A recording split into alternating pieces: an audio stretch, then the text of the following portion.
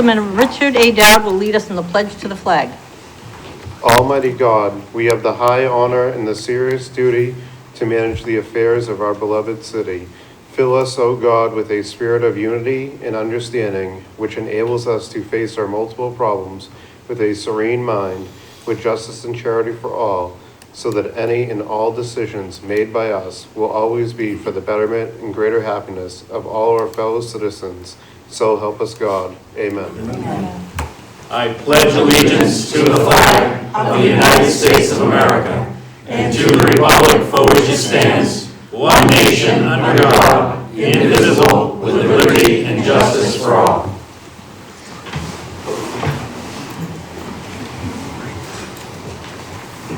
Let's start the meeting by taking a roll call attendance. Alderman O'Brien. Present. Alderman Sullivan. Here. Alderman Clee. Here. Alderman Moran. Present. Alderman Lopez. Alderman Jettie. Here. Alderman Clemens. Here. Alderwoman Kelly. Alderman Como. Present. Alderman Dowd. Present. Alderman Goea. Here. Alderman Karen. Here. Alderman Tebow. Here. Alderwoman Timmons. Here. Alderman Wilshire. Here. 13 present, 2 absent. Thank you. Also with us this evening is Mayor Jim Donchis and Corporation Counsel Steve Bolton. Without objection, I'm going to take the recognition period out of order on the agenda this evening. I would like to recognize the mayor.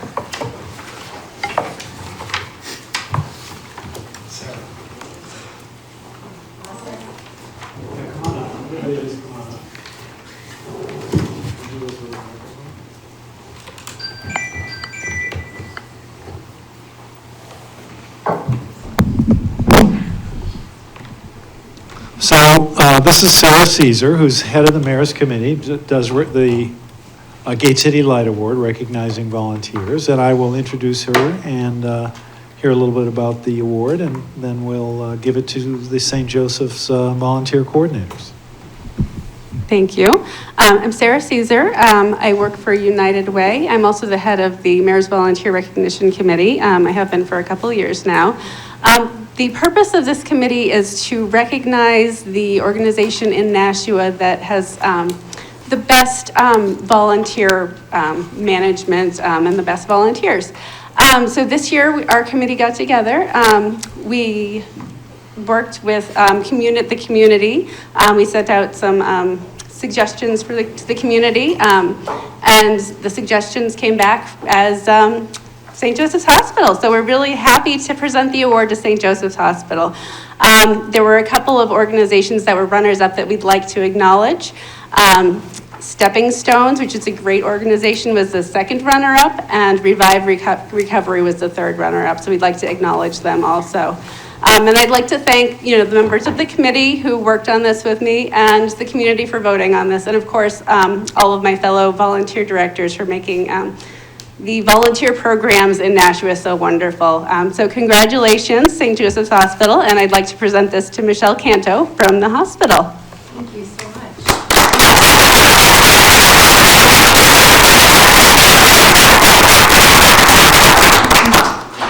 It has been a great honor after a long 3 years in healthcare with COVID. It literally wrecked our volunteer program, and it is such a great feat for us to have this honor from the mayor and the mayor's office. We have a robust program that has rebuilt over the last 6 months, and we're excited to see where it takes us, and we're very grateful for this award. Thank you so much. I would just like to congratulate you on behalf of the city and the Board of Aldermen for your great work in the community. St. Joe's has been a central part of Nashua for a long, long time, served countless people, and your volunteer organization has been just great for your patients. So congratulations. Thank you very much. All right.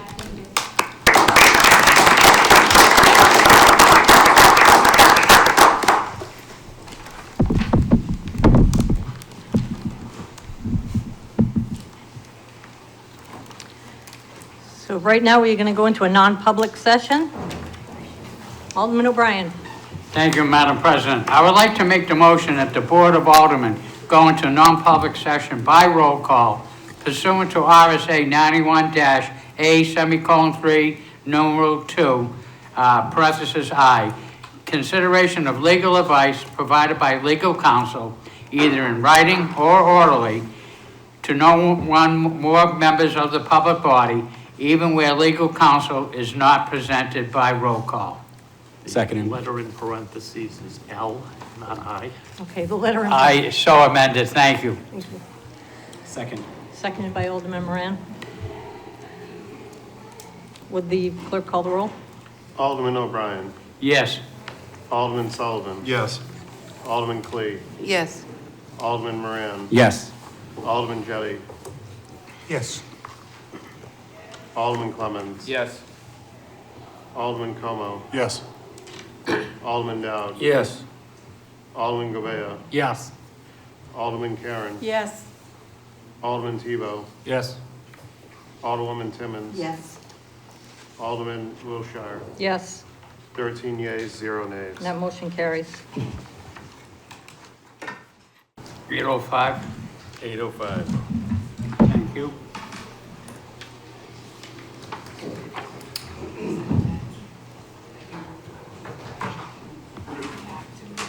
Thank you, thank you.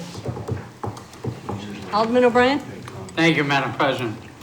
I now would like to make a motion that the Board of Aldermen seal the minutes of the non-public sessions by roll call until such time as the majority of the committee votes that the purpose of the confidentiality would no longer be served, and as the board determines that the divulgence of any information discussed will likely render proposed actions ineffective, and I like that by roll call.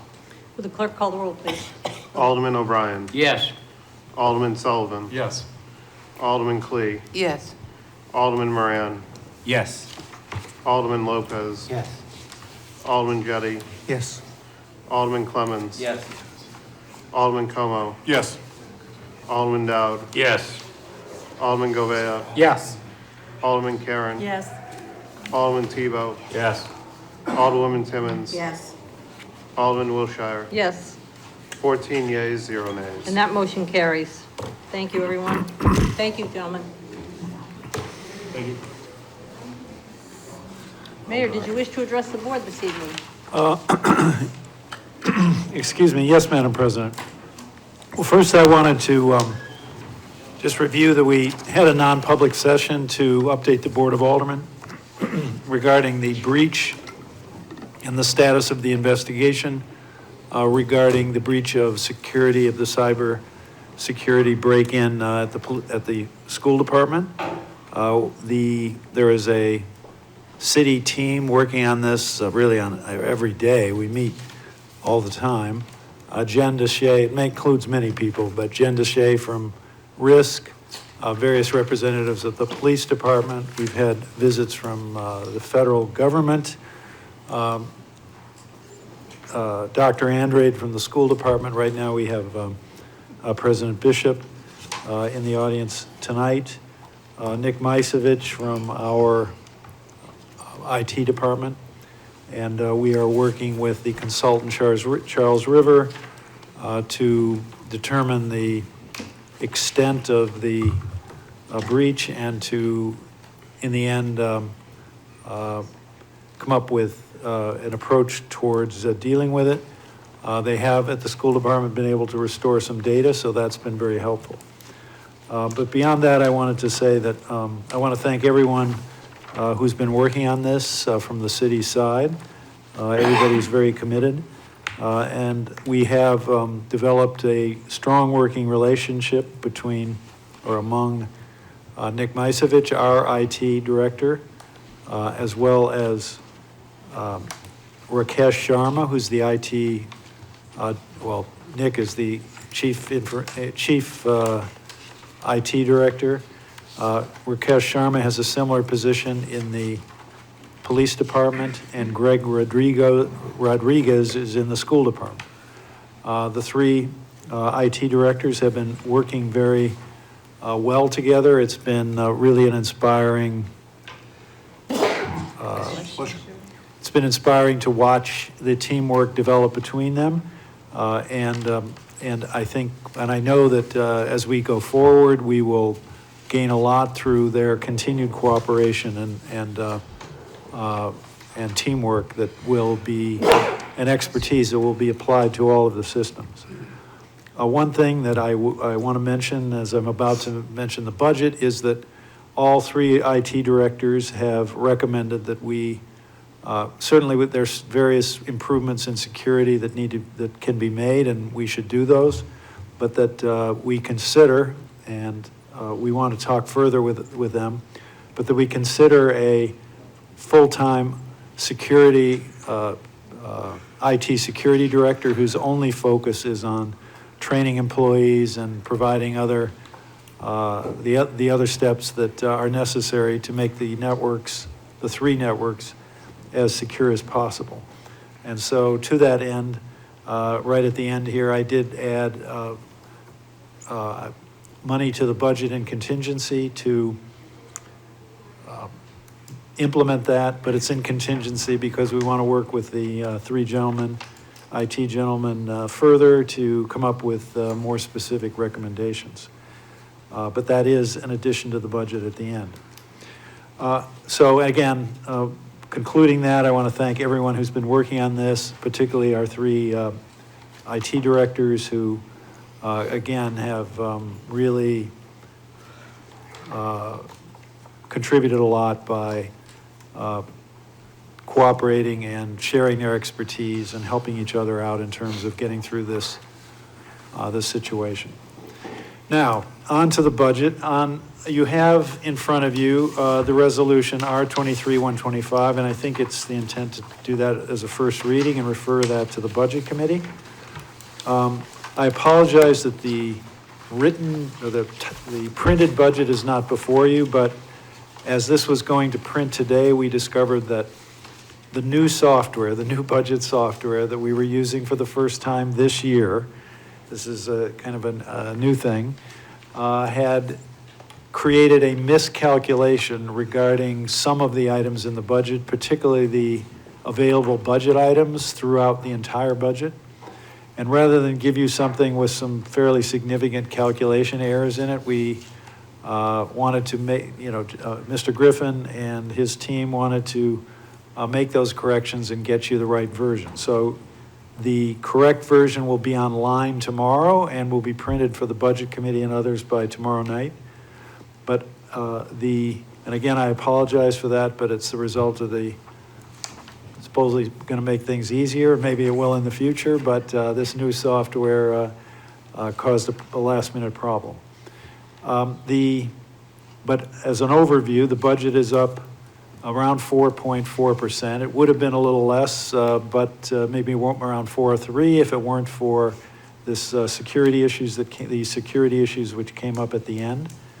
We believe that there are a few things that are worth pointing out. First of all, we continued the 2 police officers, the patrol officers that had been added into the budget through the escrow process last fall. There's also a sergeant in the police department that would be added because the police department feels they need that, particularly for public information purposes. But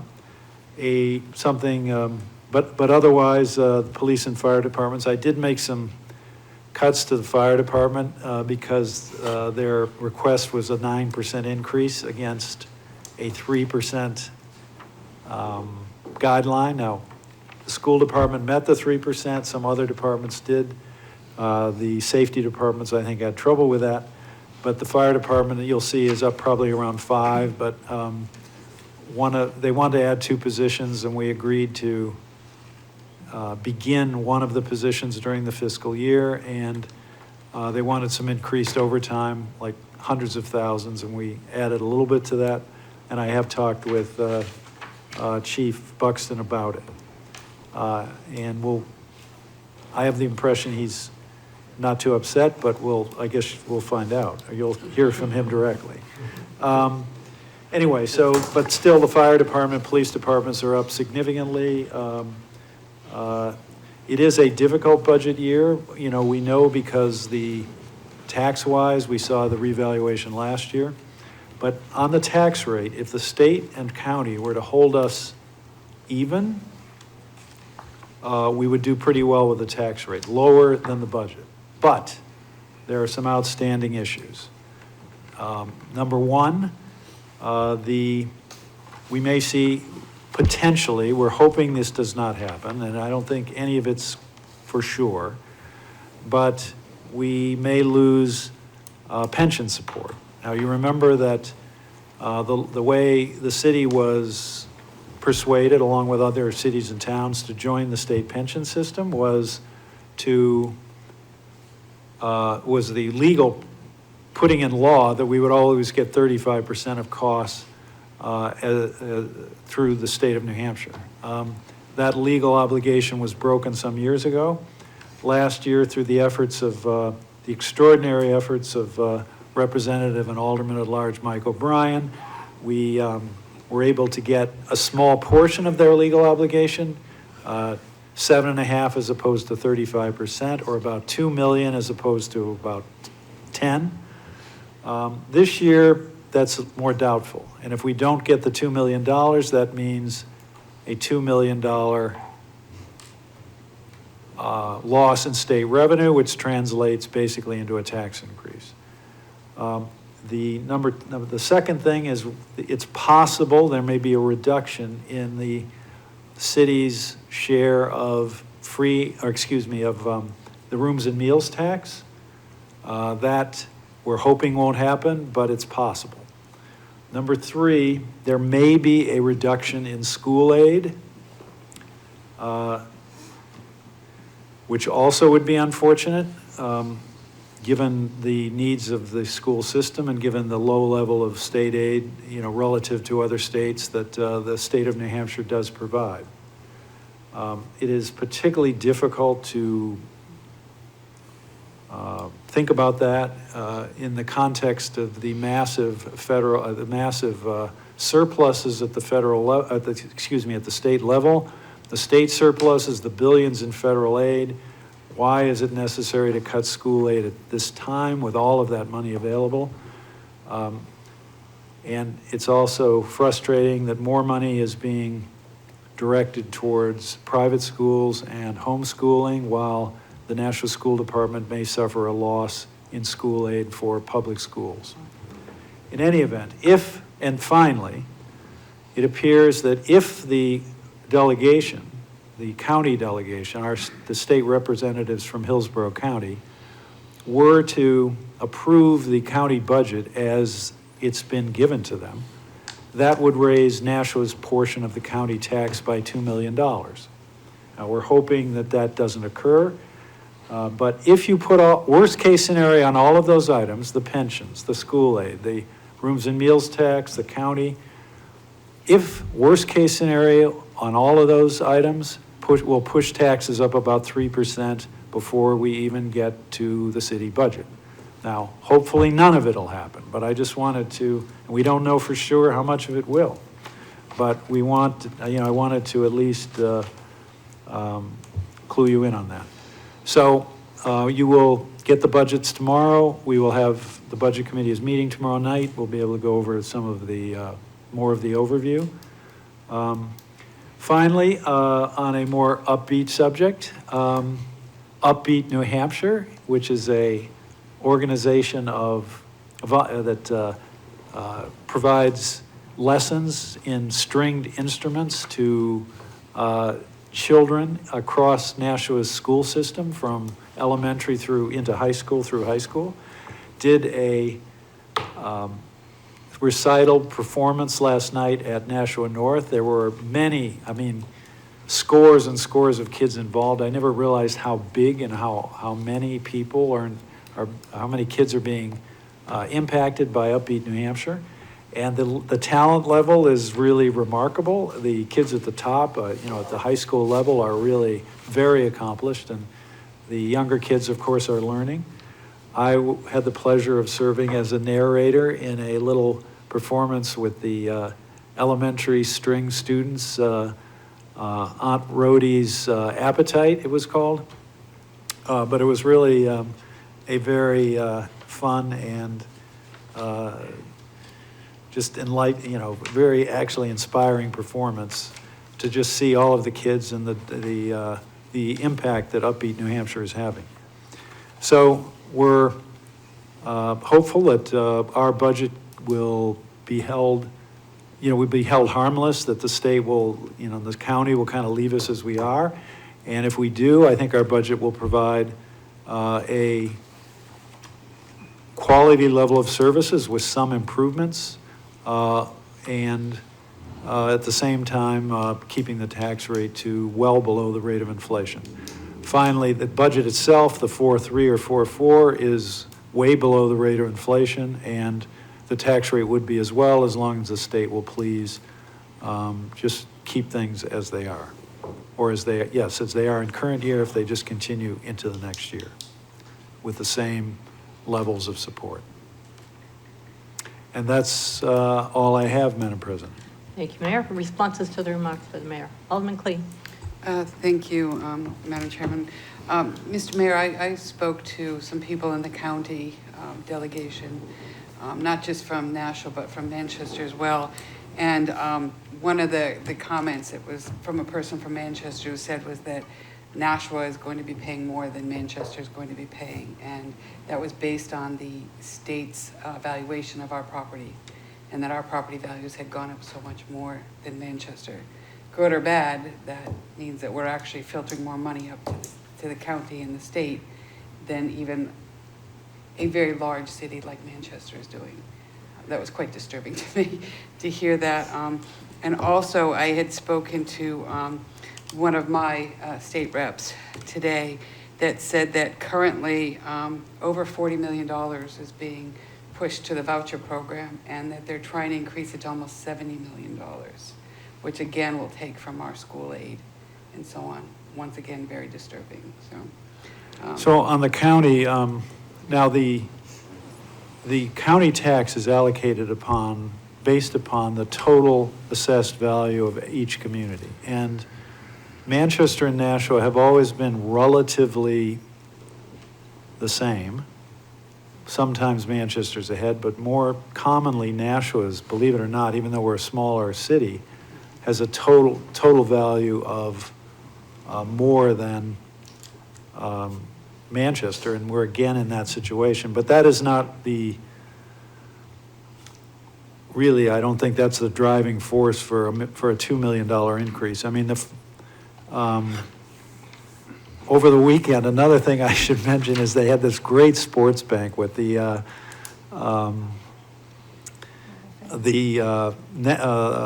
Athletic Hall of Fame, the Nashua Hall of Fame, had the banquet on over the weekend, and the number of really good people, including the 1987 girls, were recognized and inducted. But at that event, David Fredette, I saw him, and he was warning me about this county situation.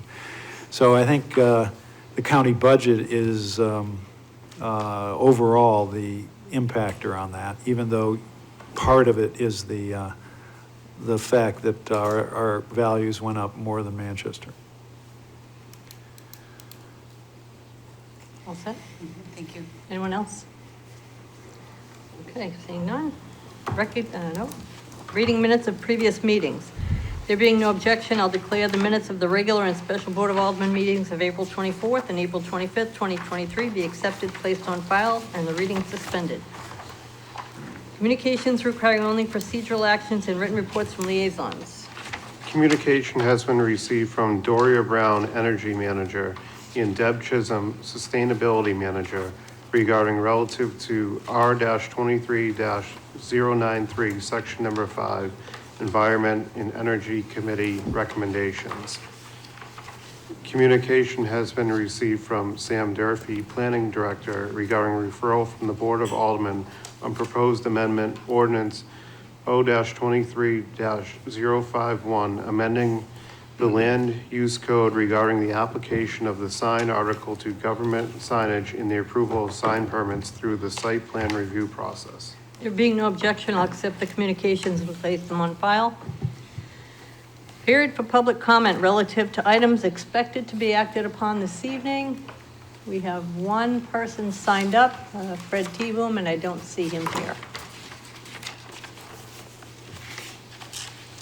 Communications requiring final approval. None. Petitions. L. Deerwood Drive, Lot H-103.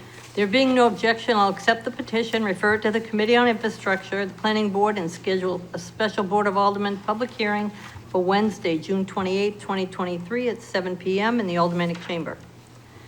Nominations, appointments, and elections. Conservation Commission, Richard Widhue, alternate to member, term to expire December 31st, 2025, 23 Syracuse Road, Nashua, New Hampshire, 03064. Hunt Memorial Building Board of Trustees, Rosalie M. McQuaid, reappointment, term to expire December 31st, 2026, 17 Reservoir Street, Nashua, New Hampshire, 03064. William J. DuBois Jr., reappointment, term to expire January 31st, 2028, 3 Stratham Green, Nashua, New Hampshire, 03063. Mine Falls Park Advisory Committee, Matthew Roscoe, new appointment, term to expire May 9th, 2026, 17 Nova Road, Nashua, New Hampshire, 03064. Nashua Arts Commission, Judith Carlson, reappointment, term to expire April 1st, 2026, 15 Manchester Street, Nashua, New Hampshire, 03064. Zoning Board of Adjustment, Steve Lionel, reappointment, term to expire September 30th, 2025, 19 Cabot Drive, Nashua, New Hampshire, 03064. Jonathan Jack M. Courier, reappointment, term to expire September 11th, 2025, 6 New Searles Road, Nashua, New Hampshire, 03062. There being no objection, I'll accept the appointments by the mayor as read and refer them to the Personnel Administrative Affairs Committee. Reports of committees. There being no objection, I'll declare the report of the April 3rd, 2023 Personnel Administrative Affairs Committee be accepted and placed on file. There being no objection, I'll declare the reports of the April 5th and April 19th, 2023 Finance Committee be accepted and placed on file. There being no objection, I'll declare the report of the April 24th, 2023 Budget Review Committee be accepted and placed on file. Confirmation of mayor's appointments. None. Unfinished business resolutions.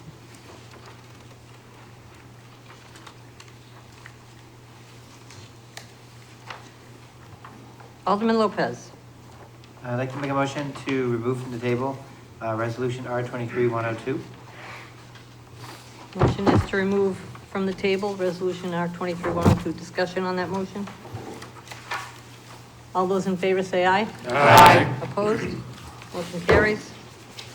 Third reading of R-23-102, amended authorizing the mayor to apply for and expend the Community Development Block Grant CDBG and Home Investment Partnership Program funds for fiscal year 2024.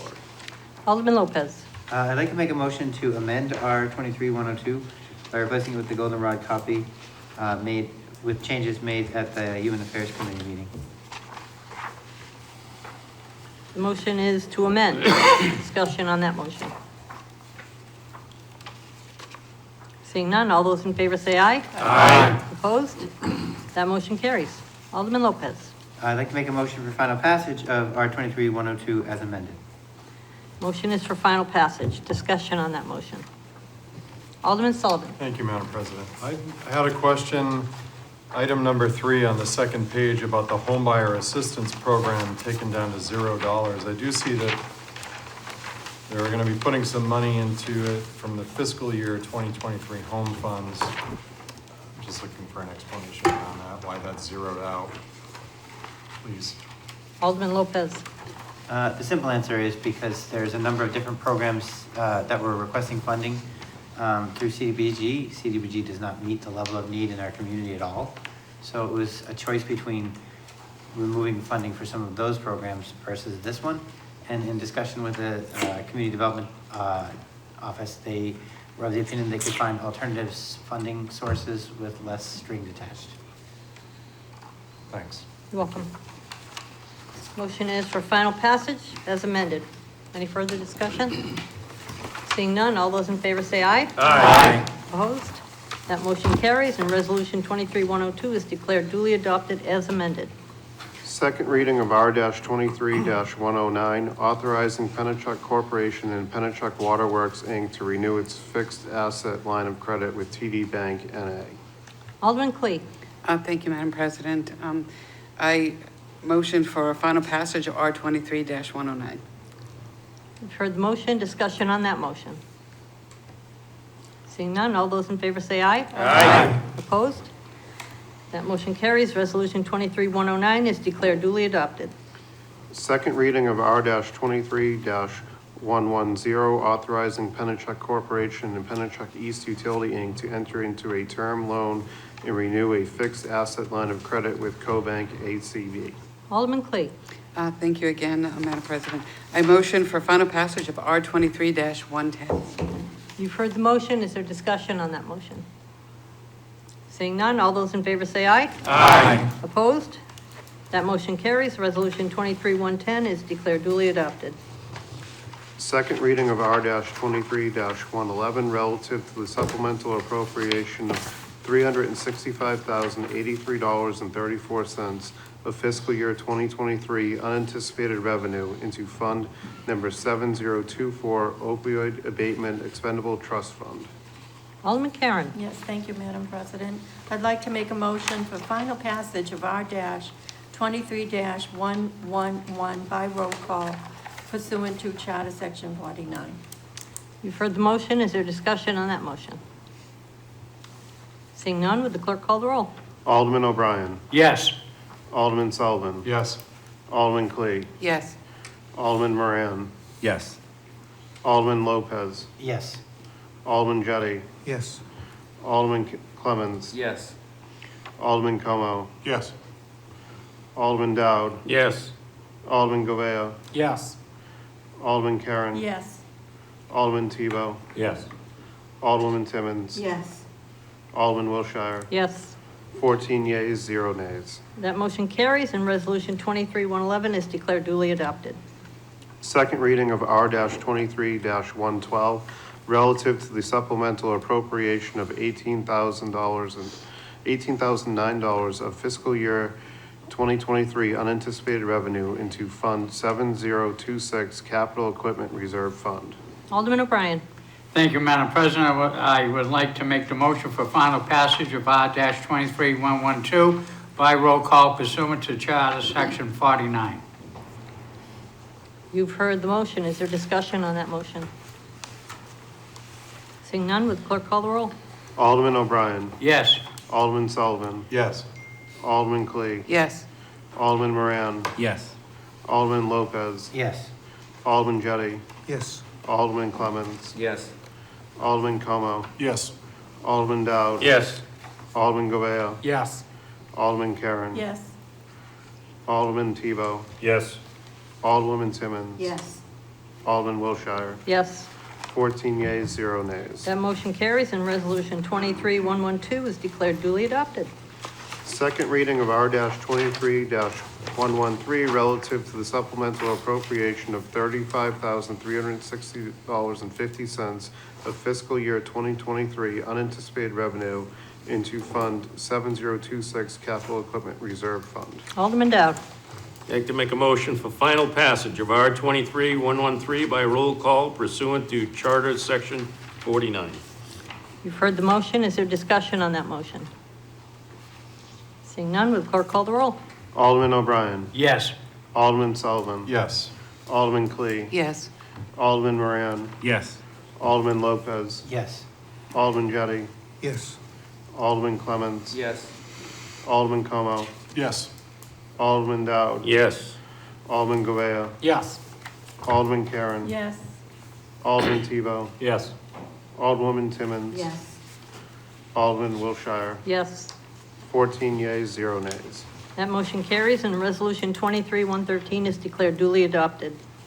Second reading of R-23-114, relative to the transfer of $5,000 from Department 194 contingency account 70100 general contingency to Department 144 Edgewood and Suburban Cemeteries, accounting classification 51, salaries and wages. Alderman O'Brien.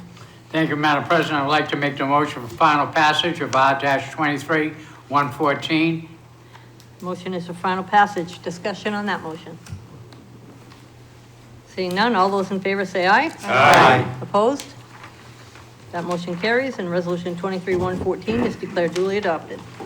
Second reading of R-23-115, authorizing the mayor to enter into a federal aid project agreement with the state of New Hampshire for the purpose of constructing an accessible ramp to the Cotton Mill Transfer Bridge and to accept and appropriate $300,000 for the project. Alderman Clay. Thank you, Madam President. I motion for final passage of R-23-115 by roll call pursuant to Chapter Section 49. Charter Section 49, sorry. You've heard the motion. Is there discussion on that motion? Seeing none, would the clerk call the roll? Alderman O'Brien. Yes. Alderman Sullivan. Yes. Alderman Clee. Yes. Alderman Moran. Yes. Alderman Lopez. Yes.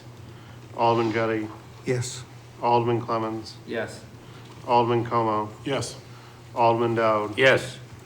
Alderman Govea. Yes. Alderman Karen. Yes. Alderman Tebow. Yes. Alderwoman Timmons. Yes. Alderman Wilshire. Yes. 14 yeas, 0 nays. That motion carries, and Resolution 23-115 is declared duly adopted. Unfinished business ordinances.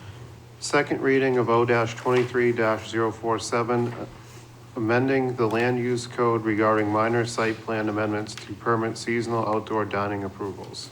Alderman Moran. Thank you, Madam President. I'd like to make a motion to amend ordinance O-23-47 by replacing it with the goldenrod copy made at the Planning and Economic Development Committee meeting. You've heard the motion. Discussion on that motion. Seeing none, all those in favor say aye. Aye. Opposed? That motion carries. Alderman Moran. Thank you, Madam President. I'd like to make a motion for a final passage of ordinance O-23-047 as amended, and I'll speak to that motion. Alderman Moran. Thank you. I'd actually like to make a motion to further amend this ordinance. And my motion is to amend O-23-047 by striking the last sentence thereof and replacing it with the following. The initial outdoor dining minor site plan amendment application shall be subject to the fees required by S.190-26783, but subsequent annual renewals shall be charged a $100 permitting fee. I'd like to speak to that. Okay. So a couple things. One, this will send it back to Planning and Economic Development again, because it'll require a public hearing if we passed it to send it back, or we could send it back again and talk about it again. But overall, I had expressed through Alderman Como last week while I was out to ask the Planning and Economic Development Committee to table this until I get back so we can further discuss it more.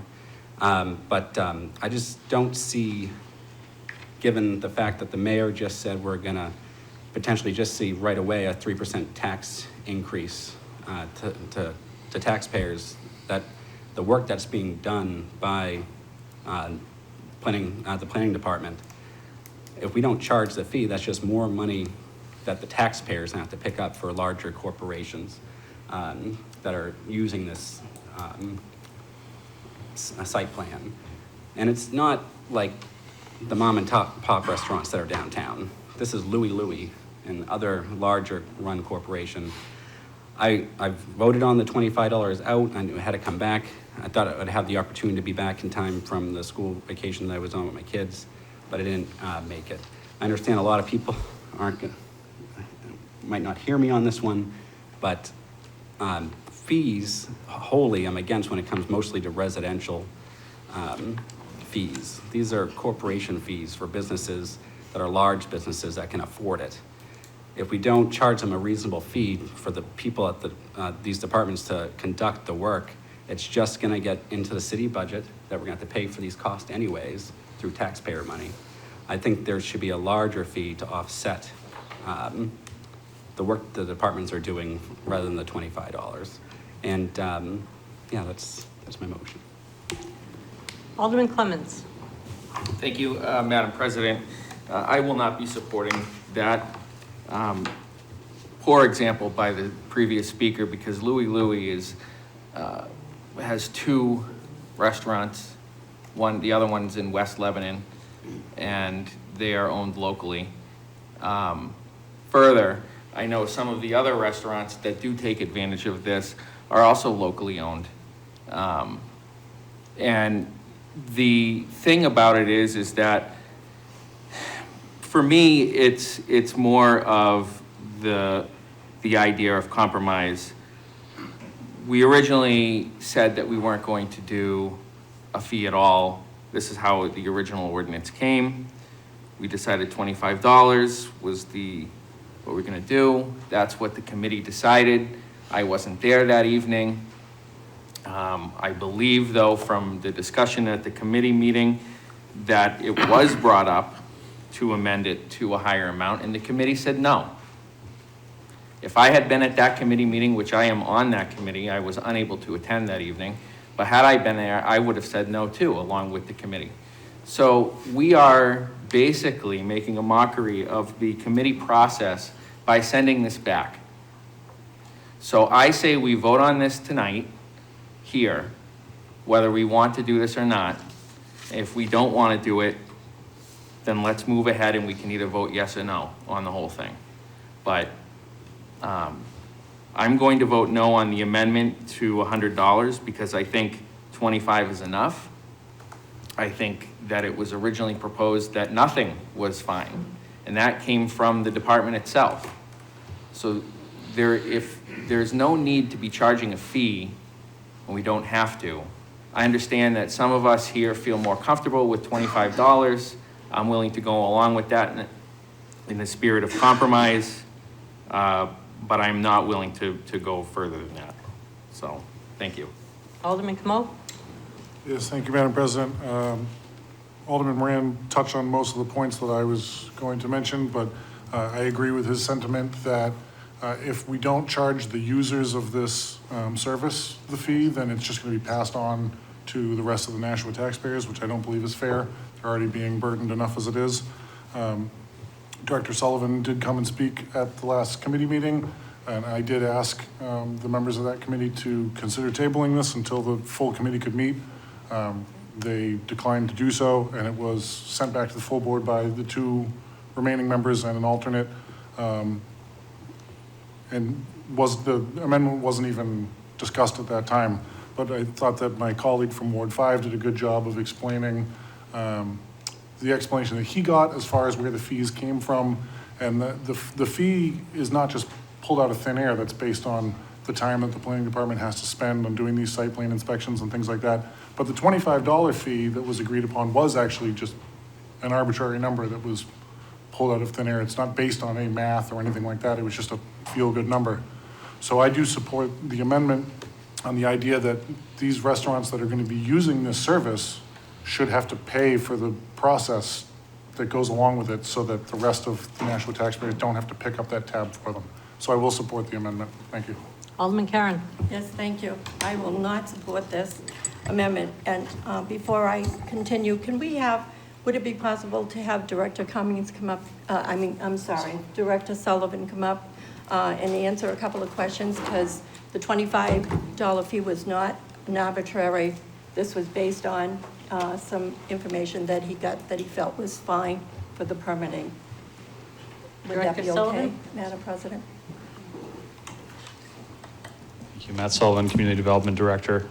The $25 number was partially arbitrary and partially not arbitrary, quite frankly. It was based on a discussion internally amongst the folks in the planning department based on the time that it takes to actually conduct a review of the information. Subsequent to that conversation that we had internally, there was a further conversation at the committee level about the departmental review necessary outside of the planning department from the folks in the fire department, the folks in the building department, and others who sometimes touch our permitting process. Hence some of the discussion that happened at the committee level resulting in the discussion of a higher fee beyond the $25. I would just caution this body in its consideration. I'm certainly not advocating in either direction that the initial contemplation of the legislation was to reduce the recurring fee associated with the permitting process and outdoor dining. By moving towards the installation of a process that both charges perhaps an initial fee and a recurring fee, I do fear that we're moving in the opposite direction. I'm uncomfortable making these comments to some extent, however, because I understand that everyone's trying to be equitable to my department and my division by providing adequate fees to support the work that we're doing. But we certainly understand that there's a tipping point associated with any fee paid as part of the permitting process. The $25, just to return to that point specifically, the part that is arbitrary about it is that that's not tied to any specific hour count or minute count that a given employee is actually using when reviewing a plan. Some plans, if they're the same as a prior year's configuration, take no more than 2 minutes to review. Some plans, if they include a reconfiguration and some level of ADA compliance check or review of prior files, can take up to 30 minutes to review. And there may be some level of interdepartmental coordination necessary. Hence is the nature of any permitting review, quite frankly, that it does range in the way that the review is done and the time that it takes. But I would just close by saying that certainly the idea here is to create an incentive to allow this process to be inspected on an annual basis. And I do fear that if we move too far in one direction by installing actually additional fees beyond the minor site plan review process that we have right now, that we might actually discourage outdoor dining generally on private property. So I'll leave my comments there, and I'm happy to answer any questions that might be Alderman asked. Karen. Yes. My second question is, how many organizations actually apply for this, that it is going to affect our revenue down the road? I'm looking at, 20 people, 20 restaurants at $100. That's $2,000. Does it make a big dent in our costs that the mayor was talking about earlier? Is that Happy to answer number that. correct, or is it smaller or bigger? So the number has ranged during peak COVID. Apologies for those who have heard me say this a few times. During peak COVID, it was around 25 entities that were getting permitted through the process when most folks were being forced to sit outside to stay safe. That number decreased from about 25 to 20, is now more about around 15 to 10 that we think are going to be permitted this year. So certainly the number has decreased over time as folks have become more comfortable inside, but there's still sort of I would argue, a core group of restaurants that have really looked to this as a part of their services. Thank you. Alderman Karen. Okay. So here is my major concern. We have outdoor dining going on right now on Main Street. Sidewalks, and now that the barriers are up, you have them on the street, which is fine. But now you want to eliminate 11 restaurants from being able to do outdoor dining, whatever it is, set up their locations on their property, not until the end of June, by the time they would get permitting. That is unfair to those restaurants that are not on Main Street. I'm sorry, I love the restaurants on Main Street, but fair is fair when you talk about the rest of the citizens of the city and what it costs. Then you have to look at this as a total picture. It's now May 9th, and you're looking at June before they can even start applying. That is totally unfair. And as far as staff has their projects. During the winter, it's this. During the summer, it's this. During the fall, it's something else. You can't waive fees based on staff. That's their job. In Park Rec, in the wintertime, we had basketball. 1,500 children you were dealing with. We didn't get paid because we had 1,500 children, and in the spring, we only had 200. It was the job.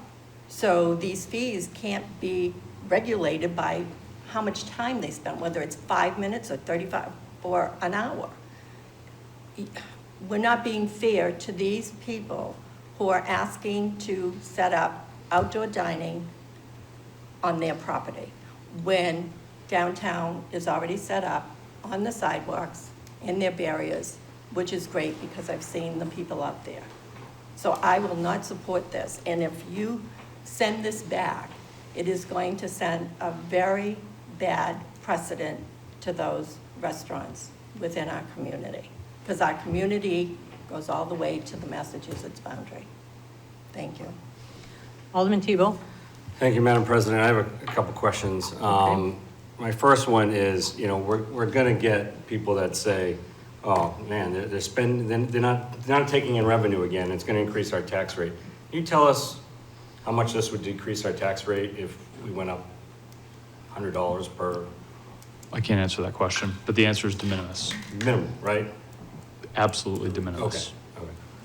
Alderman Tebow. So my thoughts on this whole thing is, there's no way I'm supporting this. I supported this when it first came to committee at $0, and it made complete sense. Director Sullivan explained it clearly. We all voted to send it there. I think it was unanimous to send it to the Board of Aldermen. It got to the Board of Aldermen and everybody was confused. I was the only one that voted not to send it back to committee because I knew exactly what I was voting on. And then I watched the PEDC meeting when it came up again. I watched it and, we had one alderman basically saying, I have the votes, so let's table it now.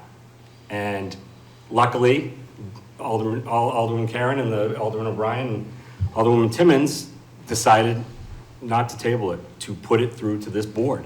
And so we should vote on it. We should not have to send it back to committee a third time. There's a reason we have committees, and there's a reason why they come to us after that. It was an approval, so I think we should approve it. So I'm not gonna support the tabling of it. It should be compromised with $25. Alderman Sullivan. Thank you very much. In 2020, what was the fee to apply for this? The fee was $0. Following year, it was? $0. Following year, it was? $0. So this program is dropping, in my opinion, precipitously, regardless of what we charge. I would approve this amendment because I believe this is the cost of doing business. I think that we're allowing these businesses to expand their footprint, add more tables. Perhaps it's not as popular because they can't staff it, whatever. It's dropping in popularity for whatever reason. It's not because of the fee. People who work for the city, they leave here, you charge portal to portal, however long it takes to get out there, do the inspection, because we have to inspect it to make sure that it adheres to all of the codes and whatnot that we're going to allow people to eat. So I think that $100 is fair, and regardless of whether or not it goes back to committee, I think another few weeks or months is not going to impact it whatsoever. So I'm going to support that. Director Sullivan, did you want to add something? And I believe Alderman Moran may have already made this technical point, so I apologize if he did, but any amendment that is made will have to return to committee, assuming it's a substantial amendment with a new public hearing to be set, if it's of any substantive nature, just based on the fact that this is a piece of land use legislation. So I just want to be clear that if any amendment is made that's substantive in nature tonight, and I think the amendment being discussed it will need to be referred back to committee and a new public hearing set. So I believe you may have made that point, Alderman Moran, so I apologize. Thank you.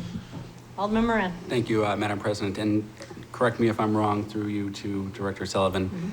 This wouldn't impact anyone who wants to do that right now. My understanding is that there's some loophole that allows them to still have their site plan done and outdoor dining to be put in place while we're potentially negotiating fees. I believe the process is happening right now, and this hasn't even been approved by the full board.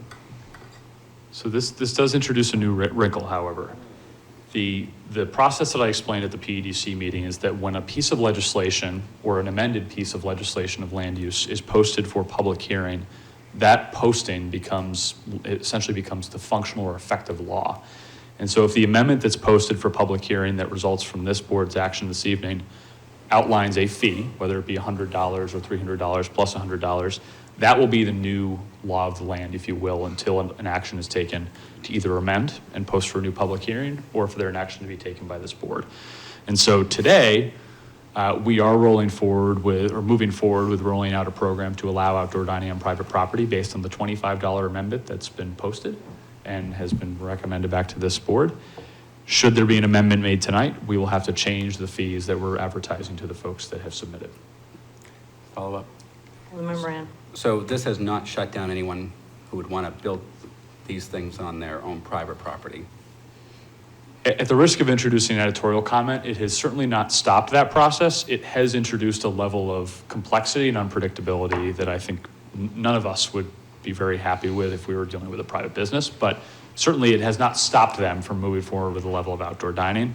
But that lack of clarity about the cost, I think, has introduced some questions into it.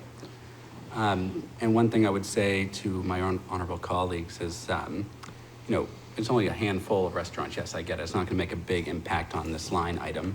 But if you do it enough times over every city budget or whatever fee, you're skimming from the top here, there, and it adds up. I mean, anyone else own a multi-million-dollar company that ends up having to look at line items every day? Like, I understand that this is nothing for these handful of restaurants, but when you do it from department to department to department, adds up, then it gets shifted down to the taxpayer. So the numbers game, we can play numbers games all day. I don't want to argue it, but yes, 13 whatever restaurants is not going to make a big deal. The point of the matter is if there's folks that are paying to have their plumber come out and install a permit for a pretty hefty cost that don't have $1 million revenue from a restaurant to back them up, $25 is nothing to these people. $100 is nothing to these restaurants. I heard one person tell me it was like a half hour at a bar of revenues that they're collecting, or one turnover a table in that section. Let's not play the numbers game. This is impacting and shifting costs down, whether it's a half of a percentage here or there, it adds up over time. I mean, that's the reality of math. CFO's here, I'm sure he could agree with me. But, and I'm not discrediting it, we shouldn't play that numbers game. It's not real, to say it that way. But, thank you. Alderman Lopez. So I was actually at the PEDC meeting, so it may have come across differently to people watching from TV, but I do not recall an alderman saying, I have the votes, so table this. I think the alderman was very conciliatory and very respectfully pointed out that this conversation that we're having right now would happen in the Board of Aldermen chamber if they moved it forward. And out of respect for the budget committee or the committee process, he thought it would be a good idea to have that discussion in the committee rather than sending it back to the Board of Aldermen as it has been sent right now.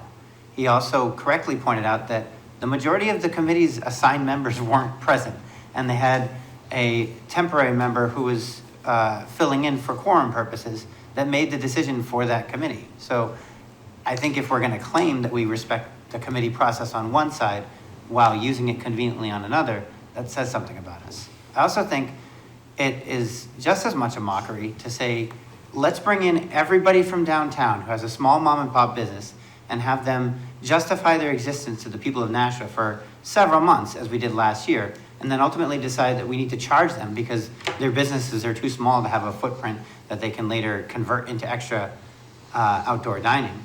And then the few businesses that do have a large enough property, footprint to add their own outdoor dining and not need to use any kind of parking spaces or anything, those ones we're going to give a pass to. Those ones we're going to look out for the mom and pop, not the ones that have like 4 tables inside and really benefited from having the outdoor dining. And really, we're part of a collective that, when you go downtown and we talk about how much we like our downtown and our new Nashua Center for the Arts, they contribute to that by having activities, music, people on the street, a festive atmosphere versus property owners who don't. They have their own atmospheres, they have their own environments. That to me that's not consistent. That seems almost hypocritical to say that you support these 0 fees and then you don't. I also think it's not the only time we've ever looked at how much a city staff member gets paid versus the work that they're doing, because we've had lengthy conversations about the overnight parking and how we need to be charging inner city residents to park anywhere near their houses because we need to make sure we can pay for the staff members that are there. That doesn't seem to be a salary position, even though it is. It seems like we need to be looking at every parking space that's available as a potential revenue source, regardless of the individual's ability to pay for it with whatever they're doing. There's a lot of inconsistencies here. I don't have a problem with this particular legislation. I do think it's unfortunate that if we do put public notice to an amendment today that anybody who didn't get their outdoor dining permits in earlier would then have to assume that we're going to do the amended version. But I would also point out the date, and that most of them probably have actually submitted their applications. And I don't think there's a lot of restaurants that are going to be struggling with hardship. I think we saw a lot of restaurants that were out struggling with hardship last year, and we made them go through weeks of committee process. So if we decided that we're going to charge per space for the downtown restaurants, I think we should do this. We should at least have a reasonable fee consistent with the rest of the property inspections that we do elsewhere. Thank you. Alderman Jettie. Thank you. I think it's important to remember that before COVID, restaurants who wanted to do outdoor dining on their private property, which is what we're talking about here. This doesn't apply to the downtown restaurants that are using the sidewalks and the streets. This we're talking about restaurants that have their private property, and they want to expand their dining into the parking lot or outside on their own property. That prior to COVID, there was they had to apply for an amendment of their site plan, and the minimum fee for applying for an amendment to your site plan is $300. When COVID hit, if you remember, these restaurants could not have indoor dining. That was part of the process, part of the safety to deal with COVID. We didn't allow people to go inside restaurants. So in order to help these restaurants, that's when the city came up with a plan to assist these restaurants by allowing them outdoor dining. So we allowed outdoor dining on the sidewalks, in the streets, and we also allowed people on their own private property to move their dining tables and chairs outside, and we waived that site plan amendment fee, that $300 fee. So we waived it in order to allow these restaurants to make some money to try to survive that pandemic by offering outdoor dining. So that's what we've been operating under. Now the emergency rules for COVID are expiring. So now when those emergency rules expire, these restaurants, for a couple of years now, they've, indoor dining has returned, so they're able to offer dining inside. They don't need the outdoor dining as an emergency measure in order to help them survive. They can use their indoor facilities. But if they, we found out, one of the silver lining may be an exaggeration, but one of the silver linings of COVID was people, enjoyed outdoor dining. Some people still don't want to go inside a restaurant. They don't want to take a chance of being exposed to, COVID or the flu or whatever else it might be. They prefer to dine outside. So when now these restaurants, are offering this outdoor dining, the emergency no longer exists, and so their decision to offer this outdoor dining is a decision of, that they can, expand their capacity. They can serve more meals by doing this outside.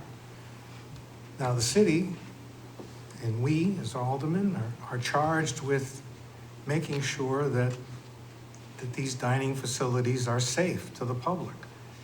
And that, that includes, we have the health department that inspects their kitchen, we have the fire department to make sure that it's safe, that they have the proper exits and all that other stuff. And we have, rules about making sure that it's accessible to people who are handicapped and all of those things. So we require, if you're gonna do outdoor dining, we require that you come in and show us what your plan is, what your site plan is. And so this site plan amendment, cost $300 before the emergency. Now that the emergency is over, it should go back to that $300. And what Director Sullivan is I think trying to accomplish is he wants these restaurants to come back on an annual basis and show us, make sure that their plan is the same as it was. And so he wants an annual review. And he's saying, they're coming in, with this original site plan, and they're just, if there are no changes, it takes, a small amount of time. He doesn't feel that originally he didn't feel that a fee was appropriate.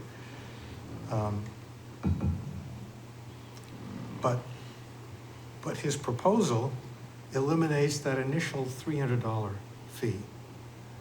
And that the initial site plan review, is more extensive than just this annual review. So it makes sense to me that we go back to that $300 for the initial site plan, and that's what the amendment calls for, that the initial site plan review, amendment, whatever, would go back to that minimum $300 fee, which has been the fee for years. And when I questioned Director Sullivan about that, he admitted to me that our fees are much lower than any other city in the state.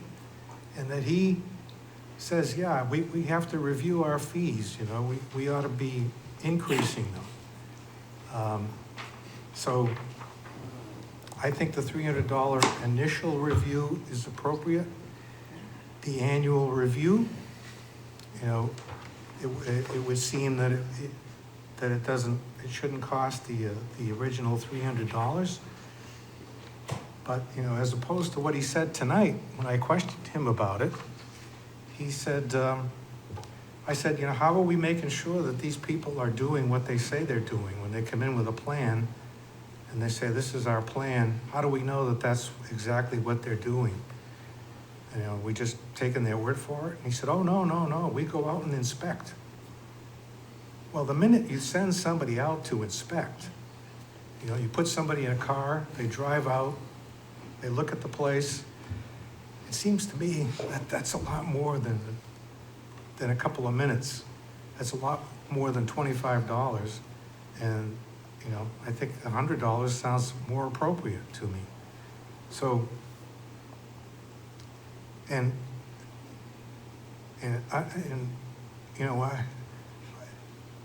can't believe that a restaurant is going to make a decision, is going to be discouraged from offering outdoor dining, because of a $100 fee or even a $300 fee. I cannot imagine that any restaurant's business plan is going to be defeated by a $300 or $100 fee. It just doesn't make any sense to me. I mean, I don't know how many of you go out, how many of you go to restaurants, but I don't think it takes many, you don't have to turn that table over very many times to raise that kind of money. So I support this amendment, and to the people who talk about the committee process, I'm sorry, but this originally we talked about that when we first sent this back to the PEDC. a couple of aldermen talked to Director Sullivan about, trying to reach some compromise. Let's come up with a fee that's reasonable, that you can support and agree to, and that, maybe the majority of the aldermen would agree to it. So he and I were supposed to talk about it, try to reach that goal. And, I said this at the committee meeting. He's a busy guy. He's got a lot on his plate. We couldn't meet until the Friday before the scheduled PEDC meeting. And on that Friday, we were talking on the telephone. I was ill. I was sick. He sensed that. He said, let's not do this today. You're not feeling well. Let's do it next week. Let's do it, Monday. And I said, I'm not available Monday. Let's do it Tuesday. Both of us completely were unaware that the PEDC meeting was that Monday night. And so we planned on meeting Tuesday. The meeting was Monday night. He called me after the meeting and said, I'm sorry, I forgot the meeting was Monday night. They had the meeting. They caught me by surprise. They asked me for a fee. I picked 25 out of the year. I gave them 25, and that's what they passed. So, I'm sorry that that confusion resulted in the committee, not having the benefit of a discussion which we had later. And then at the most recent PEDC meeting, it was school vacation. Most of the aldermen were away. There were only 2 members of the committee there.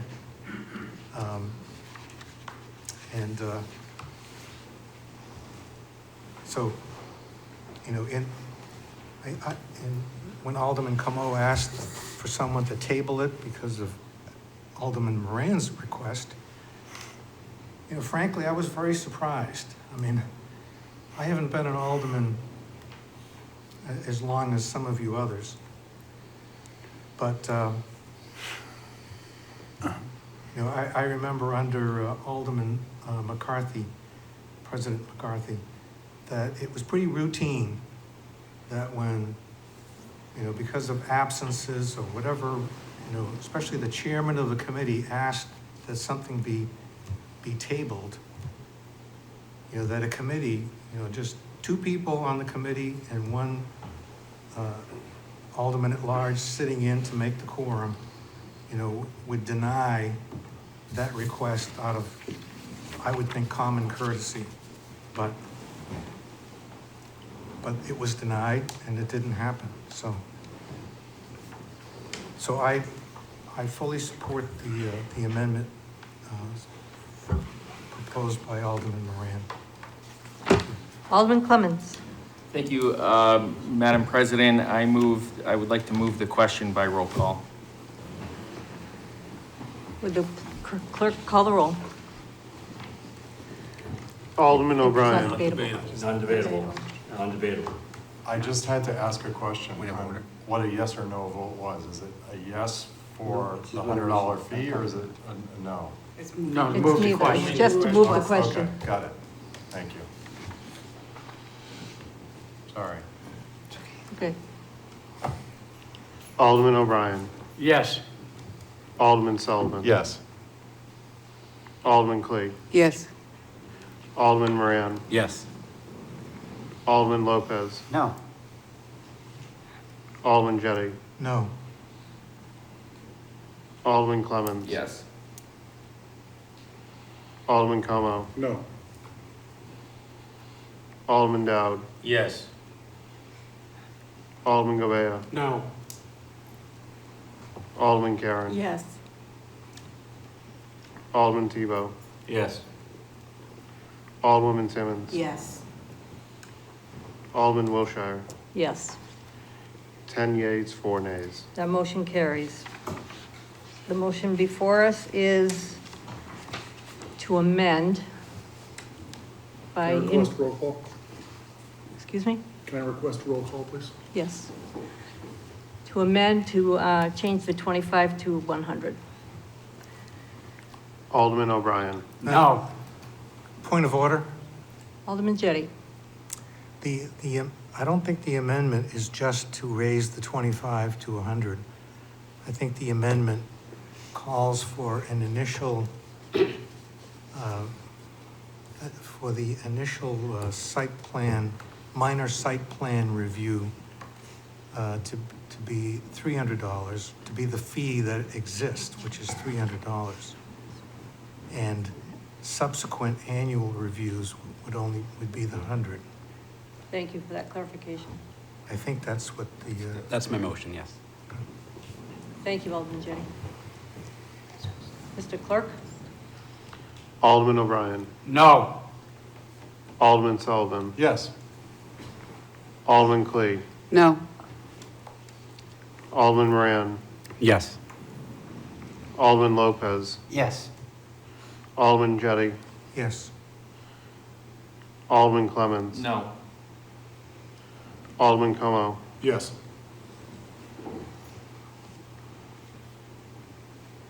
Alderman Dowd. No. Alderman Govea. Yes. Alderman Karen. No. Alderman Tebow. No. Alderwoman Timmons. No. Alderman Wilshire. No. 6 yeas, 8 nays. And that motion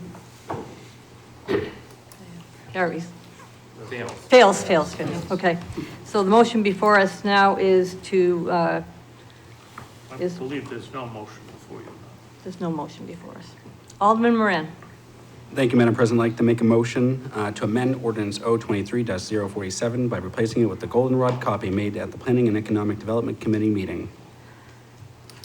You've heard the motion. By roll call? Already done? Yeah, we already did that. We already did that? Yeah, We you already amended did. the amendment, turned down the amendment. I think we so just it's on need the final amendment. passage. No, We need no, final no. passage. This is the goldenrod copy. Goldenrod. Yes. Yeah, we We already did did that. that. We never No, voted. no, we never did the No, we didn't. goldenrod. Okay. No, because The he amended goldenrod it. was separate from, We voted on his, yeah, so this is the golden, my motion is to amend as reflected in the goldenrod copy that everyone has in the front of them. So now For we're final voting, passage. so now we're voting on the $25 fee. Oh, wait. Point I of see, order. yes, Point of order. Alderman Clemmons. Yeah, we did vote on this, and then we had a subsequent amendment to it.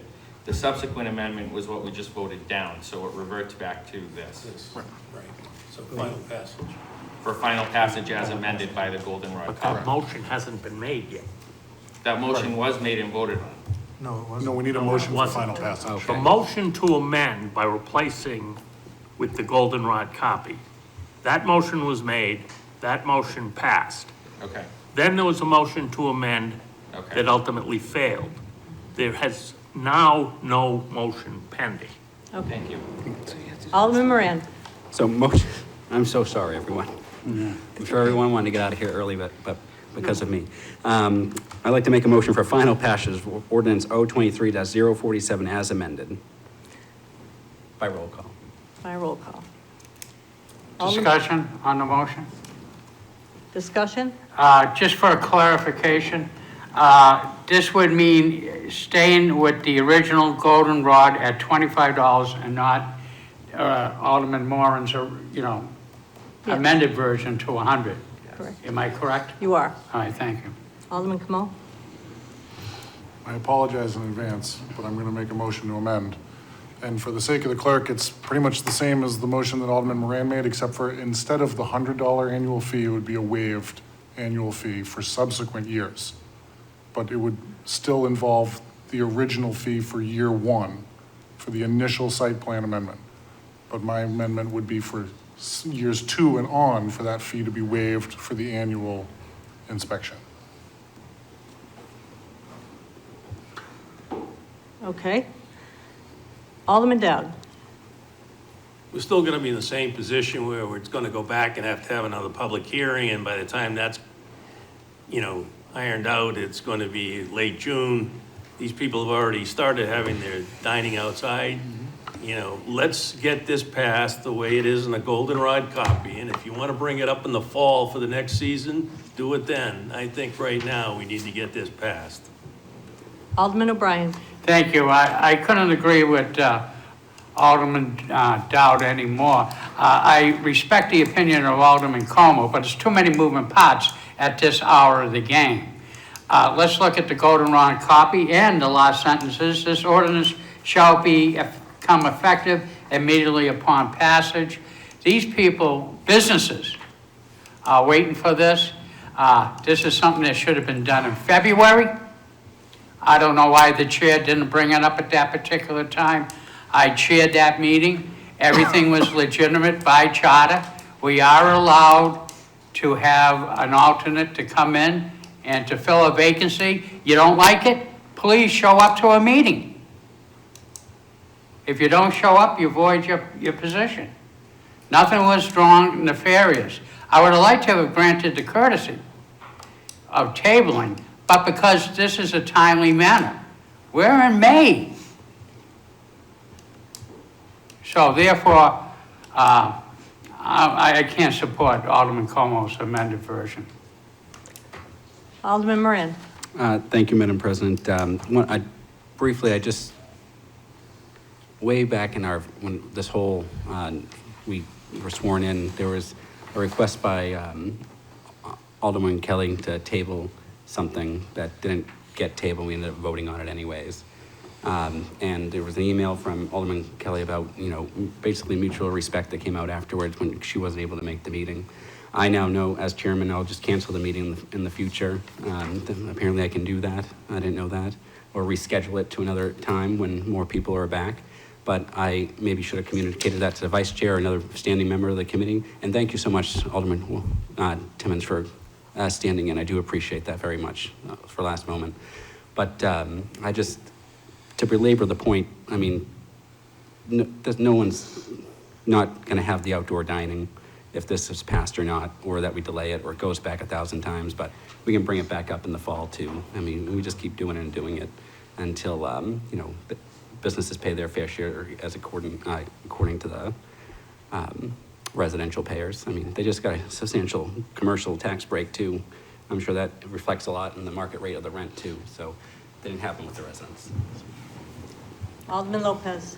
I just want to make sure that there's no besmirching of the PEDC chair's reputation either. It was discussed in the meeting. Director Sullivan pointed out that this was started in February, and he had felt that it would be a fairly non-contentious process, and said maybe we should be looking at this in December in the future. So, the fall sounds like it is about right, but not all chairs create the legislation that's going to come in front of their committee. Some of them are just doing the business of the Board of Aldermen, so I don't think that's necessarily reflective of the chair. I think the Community Development Office was working on it in February. Alderman Clemens. The only other time that I've seen this board debate something so trivial was when we debated whether or not to change the dump permit fee from $5 to $10, and that got defeated. So it's still $5 today. So we do right by our residents here. I think we do right by our businesses, and I think the right thing to do in this case is to just pass the goldenrod copy as amended. Alderman Kamal. Yes, thank you, Madam President. I just wanted to refute 2 points real quick. Number one, this debate is not holding anything up. The restaurants that want to take advantage of this process, more than likely, most of them are already doing it and already have their outdoor dining set up. So we are not prohibiting anybody from doing that. It's not costing anybody any business. We should be able to take the time to get it right. And that brings me to my second point, which is I don't really care if we should have had this conversation in February. The fact is it's now May, and if it's later in the year than we wish it was, that doesn't mean pass bad legislation because we took too long. If we should have had this conversation in February, then we should have had it in February, but we have the opportunity to get it right now without harming anyone. Doesn't harm the restaurants to take an extra 2 weeks and have the conversation, which is why we decided as this body to re-refer it back to the committee. And I know that there are some of us who understood it at the first point and have made that very clear, that they understood it the first time. But I'm pretty sure that every other member of this body voted to re-refer it because they agreed that it deserved a deeper discussion. Then when we had the opportunity to do that, we didn't have the discussion. And the acting members of that committee sent it back to the board without discussing it. All we discussed was whether or not to table it, and no motion was ever even made to table it. But we had the discussion on whether or not to table it. We never discussed the merits of the legislation itself, and it just got sent back as it was when we re-referred it the first time. So the fact that it's May now and we should have had this conversation in February is largely our own fault, because we're going back and forth with this when we do have the opportunity to just get it right the first time, instead of, so what, now in the fall I'm supposed to put in new legislation and we're going to debate it all over again? Like, we have the opportunity to get it right now, and we should take that opportunity. Thank you. Alderman Tebow. Thank you, Madam President. I think some of us believe what we're doing is right. So, it's all in whoever you are. So, to Alderman O'Brien, who chaired that meeting, I don't know if Alderman, and believe me, this is with no disrespect to Alderman Moran, I love Alderman Moran. And I love you too, Derek. But, I would think that if you wanted to table something or cancel something, you go to the vice chair of that committee, not to another alderman who's not even on the committee. That would probably be the right thing to do, and then he could bring up the idea of tabling. Now, the meeting was still there, so people could still bring up anything they wanted about it. There was other people there. There wasn't just the committee. There was multiple people that weren't on that committee that could have talked about it. But no one chose to except to table it. So I know if Alderman Clemens and myself were there, we would have voted on the $25. We would have been in step with the other aldermen that were there. So, like I said, I would have voted $0. So I would have made the compromise for 25. Alderman Moran said earlier, the numbers game. Well, he's playing the numbers game too. He keeps switching it from 0 to 25 to 70, to 100. So, we can go back and forth on who's playing numbers and who's not. I'm not going to support this amendment. I'm going to support it as originally drawn up. Alderman Dowd. Roll call. A roll call has been requested. Alderman O'Brien. No. Alderman Sullivan. Yes. Alderman Clee. No. Alderman Moran. Yes. Alderman Lopez. Yes. Alderman Jettie. Yes. Alderman Clemens. No. Alderman Como. Yes. Alderman Dowd. No. Alderman Govea. Yes. Alderman Karen. No. Alderman Tebow. No. Alderwoman Timmons. No. Alderman Wilshire. No. 6 yeas, 8 nays. Motion fails. We're back to the motion to pass as amended, the goldenrod copy. Any further discussion? Roll call. Will the clerk please call the roll? Alderman O'Brien. Yes. Alderman Sullivan. No. Alderman Clee. Yes. Alderman Moran. No. Alderman Lopez. Yes. Alderman Jettie. Yes. Alderman Clemens. Yes. Alderman Como. Yes. Alderman Dowd. Yes. Alderman Govea. No. Alderman Karen. Yes. Alderman Tebow. Yes. Alderwoman Timmons. Yes. Alderman Wilshire. Yes. 11 yeas, 3 nays. That motion carries, and ordinance 2347 is declared duly adopted as amended.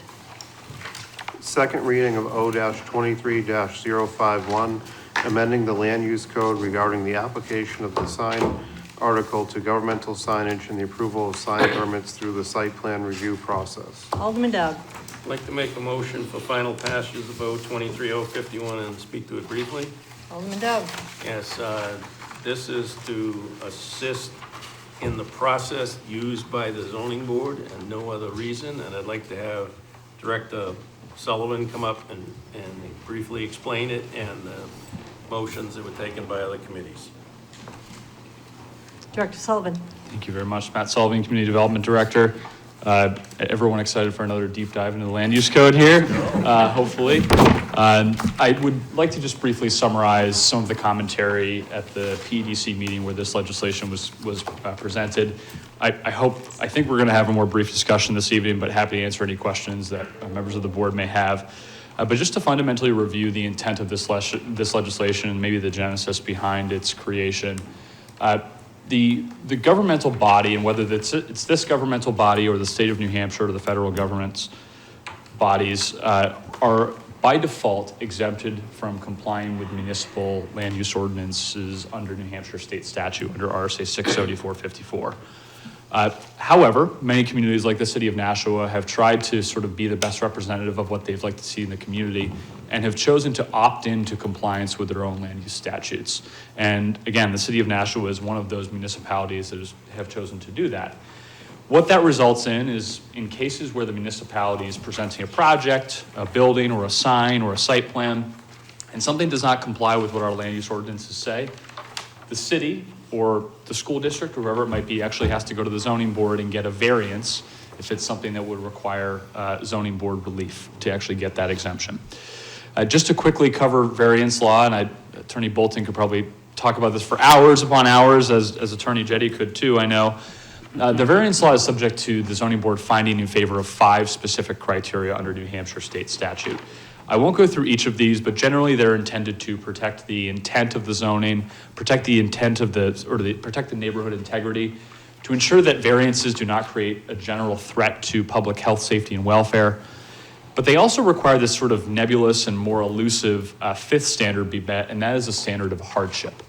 And the reason that I raise this 5th criteria that the zoning board needs to consider when contemplating a variance is that this 5th hardship criteria, essentially being some very unique component of the land or the request that makes any requesting from the ZBA very, very differentiated, is that in the cases where the municipality has gone to seek a variance, whether for a sign or for something else, that component of hardship has been very challenging for our zoning board to contemplate for a variety of reasons. And our zoning board is well versed in the law. They've received regular training on the variance criteria and how they should apply them.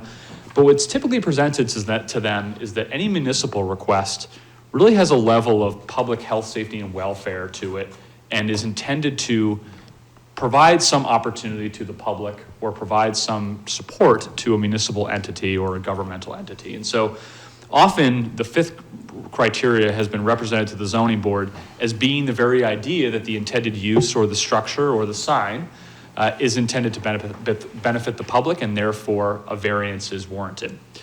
I'm not going to debate or comment on whether or not that treatment by our zoning board has been appropriate in the past, but what I can say is that with the exception of just one variance over time, on the signage side of things, nearly all variances have been granted for municipal signage, meaning that if the municipality could not comply with the size or the area or the typology, the zoning board has acted to actually grant a level of exemption so that the sign could be constructed. There are a few examples of this signage across the city. One I would point out is perhaps there's a sign in front of the Hunt building that encroaches into the front setback. It's a little bigger than it should be. It doesn't fully comply, and the zoning board had to weigh in. The proposed ordinance before you this evening seeks to change the process associated with a sign, particularly signs, when they cannot comply fully with the zoning ordinance that exists in the city of Nashua. What it seeks to do is not to change whether or not there's a public hearing process at the zoning board, not to change whether there's public notification, and not to change whether the zoning board consider criteria when actually granting some level of relief to a sign. Instead, what the legislation before you this evening intends to do is, rather than applying that 5th hardship criteria that can be challenging to apply, an applicant, or the municipality specifically, or any governmental entity, would instead submit what's known as a special exception application. So this is an alternative process to the variance process. And most critically, and maybe fundamental to this board's consideration, is that a special exception does not require that an applicant demonstrate hardship. It takes away that standard of review. What it protects is, again, public health, safety, welfare impact. It protects injurious impact to the neighborhood. It intends to generally respect the underlying character of the zoning ordinance that's in place, so not undermine what folks thought they were buying into when they may have bought into a neighborhood or into a business or into some other use. And so that public process still exists. And more critically, going from a variance to a special exception, albeit a lesser and less stringent process, it does not change the fact that any provision of the code that cannot be met must be approved by the zoning board. And so it does not take away the fact that an exemption must be sought and an exemption must be granted. It just changes the form and the process that exemption takes. So that's one modification, and I'm happy to answer any questions. As many folks at the PEDC know, we went on for quite some time talking about this, and I think it was a very, very good discussion. There is one additional component that is included in the amendment before you, and that is that planning staff, through some years of experience with the ordinance and applying it, realized there was a bit of a loophole within our ordinance that actually protected signs that may have been inadvertently or perhaps deliberately presented on site plan applications that went to the planning board. I won't get into the details too much, but the planning board does not have the authority, or in our sort of professional opinion, should not have the authority to render decisions on zoning that would otherwise be subject to administrative review or the zoning board. Unfortunately, we had a loophole in our code that provided the planning board an additional level of authority for reviewing and approving signs that were presented on a site plan, whether or not those signs comply with our zoning ordinance. And so it could have resulted in some unintended signs produced as part of developments that went to the planning board. Luckily, I can't speak to any egregious examples where this actually happened, but it's something that we've recognized in the ordinance that we want to tighten up a little bit. And based on this adjustment to the governmental signage provisions, we felt this was the appropriate time to do so. Happy to answer any questions about either of these two modifications that anyone might have. You forgot to mention that the planning board approved this. Yes, thank you, Alderman Dye. I should have led with that. There was substantial discussion at the PEDC, and ultimately there was a unanimous recommendation there, albeit with, I think, some outstanding questions I'm happy to address tonight. And then at last Thursday's planning board meeting, this amendment was unanimously recommended out of that referral body as well. Alderman Clee. Thank you, Madam President. I don't have a question, but as a member of the planning board, I just wanted to reiterate that it did pass the planning board, and one of the loopholes that was discussed by Director Sullivan is to me a very important one. It would allow that if zoning and so on had approved everything, planning board had approved anything, that meant if someone put a sign on the property after the approval process, it didn't have to meet the city standard. And that could include the historic district and so on. And that's quite disturbing that this could have happened.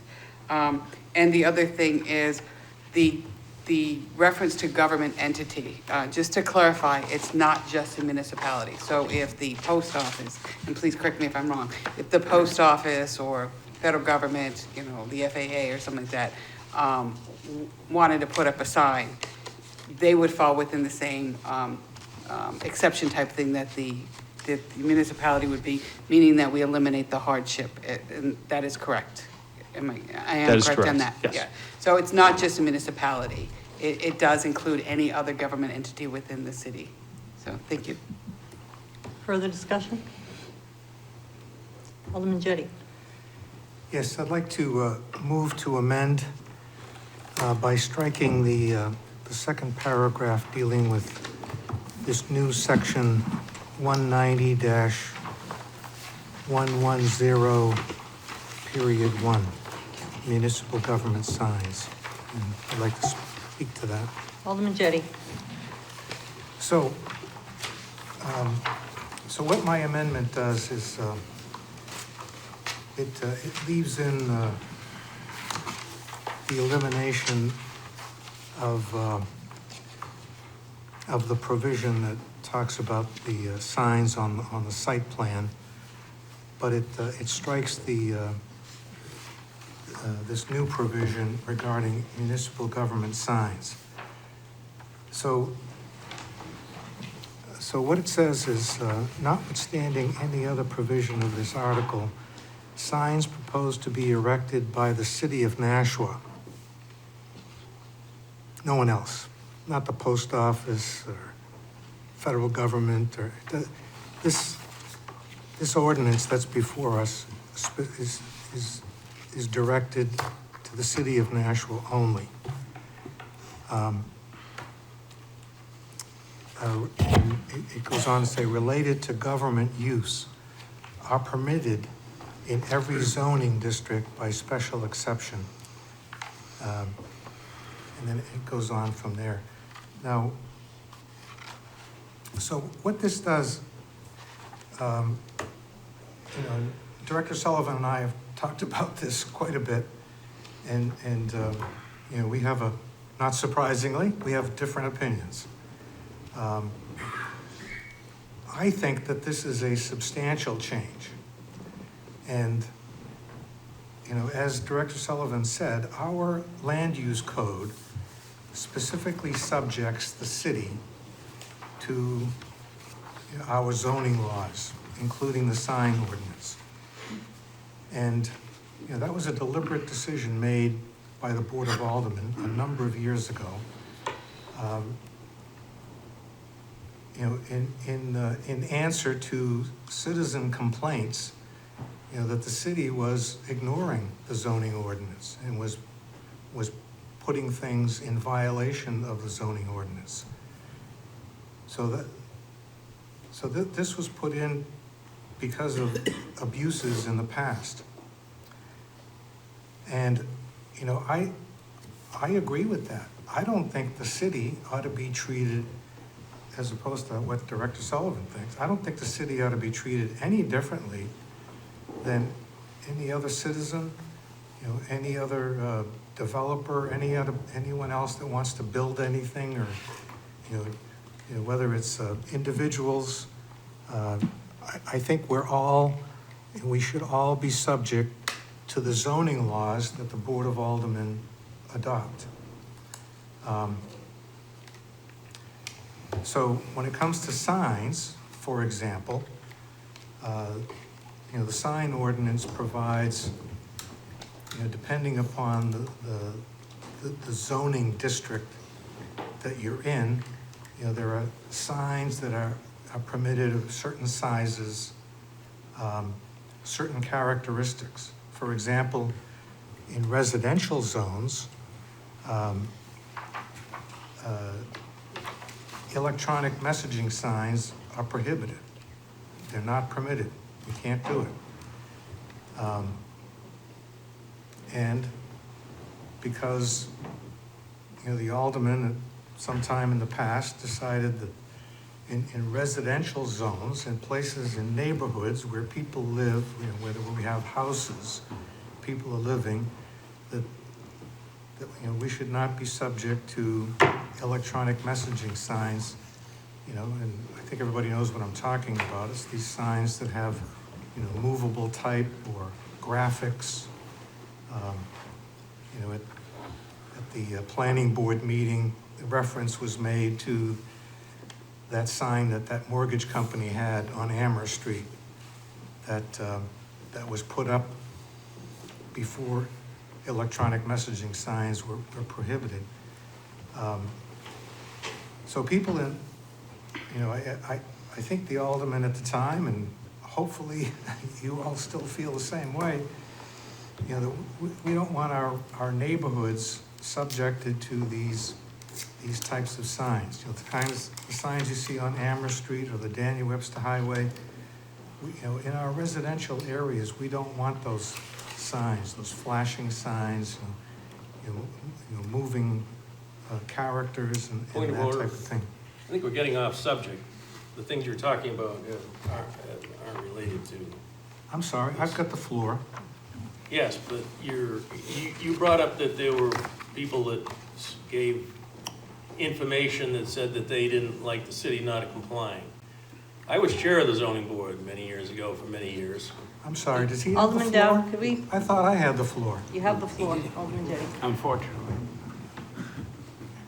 Point of order. Can we just respect Alderman's speaking? Thank you. So I was saying that we don't, the reason that we have different rules for different zones, is to provide, like for residential areas, to keep them free of these kinds of signs, for example. Now, what this ordinance would do is allow these signs by special exception. Now, a special exception seeks permission to do something that the zoning ordinance permits under certain special circumstances. A variance seeks permission to do something that the ordinance does not permit. So, under our current law, for example, an electronic messaging sign is not permitted in a residential zone. So you can't put up a sign with the electronic messaging aspect to it without getting a variance. And in order to get a variance, you have to go through the 5 criteria. And, it makes it difficult to do so on purpose. There's a reason for that. And that's that unnecessary hardship provision, is specifically designed so that, you can't do something that the zoning ordinance prohibits, except in very special cases. It has to be something that makes that particular property unique, where complying with the zoning ordinance would make the use of the property impossible, a reasonable use of the property impossible. By making it a special exception,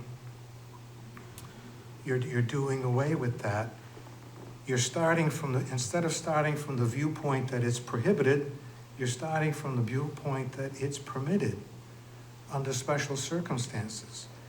And the special circumstances, in other examples of zoning ordinances that provide for special exceptions, there's a list of specific items that have to be met in order to meet the special exception requirement. This proposed ordinance, says that municipal government signs related to a government use are permitted in every zoning district by special exception. Now, government use is defined in the statutes as any public purpose which is statutorily or traditionally governmental in nature. So it's not a very precise definition, is it? A governmental use is something that's used by the government. I think it opens a wide door to allowing, city departments, the school department, the public works department, any other department of the city, to go to the zoning board and say, we want to put up a sign that doesn't comply with the sign ordinance, but it's going to be for a governmental use. And that to me is is a big mistake.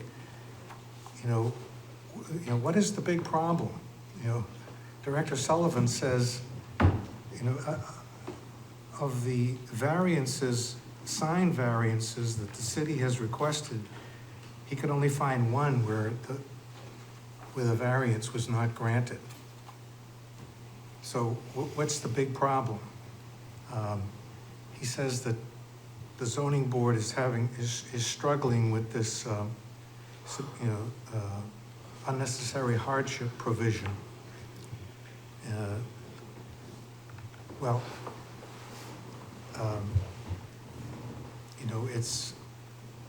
they seem to have gotten around it, and whether or not that's in compliance with the law or not is a different subject. But I just think that the city ought to comply with its own laws. If we aldermen think, hey, times have changed, I've heard that a lot, that electronic messaging signs are fine. The city ought to be able to put up, bigger signs. They ought to be able to put up, electronic messaging signs, to get out whatever message they need to get out. If that's how we feel, then we ought to change the sign ordinance. We could say, like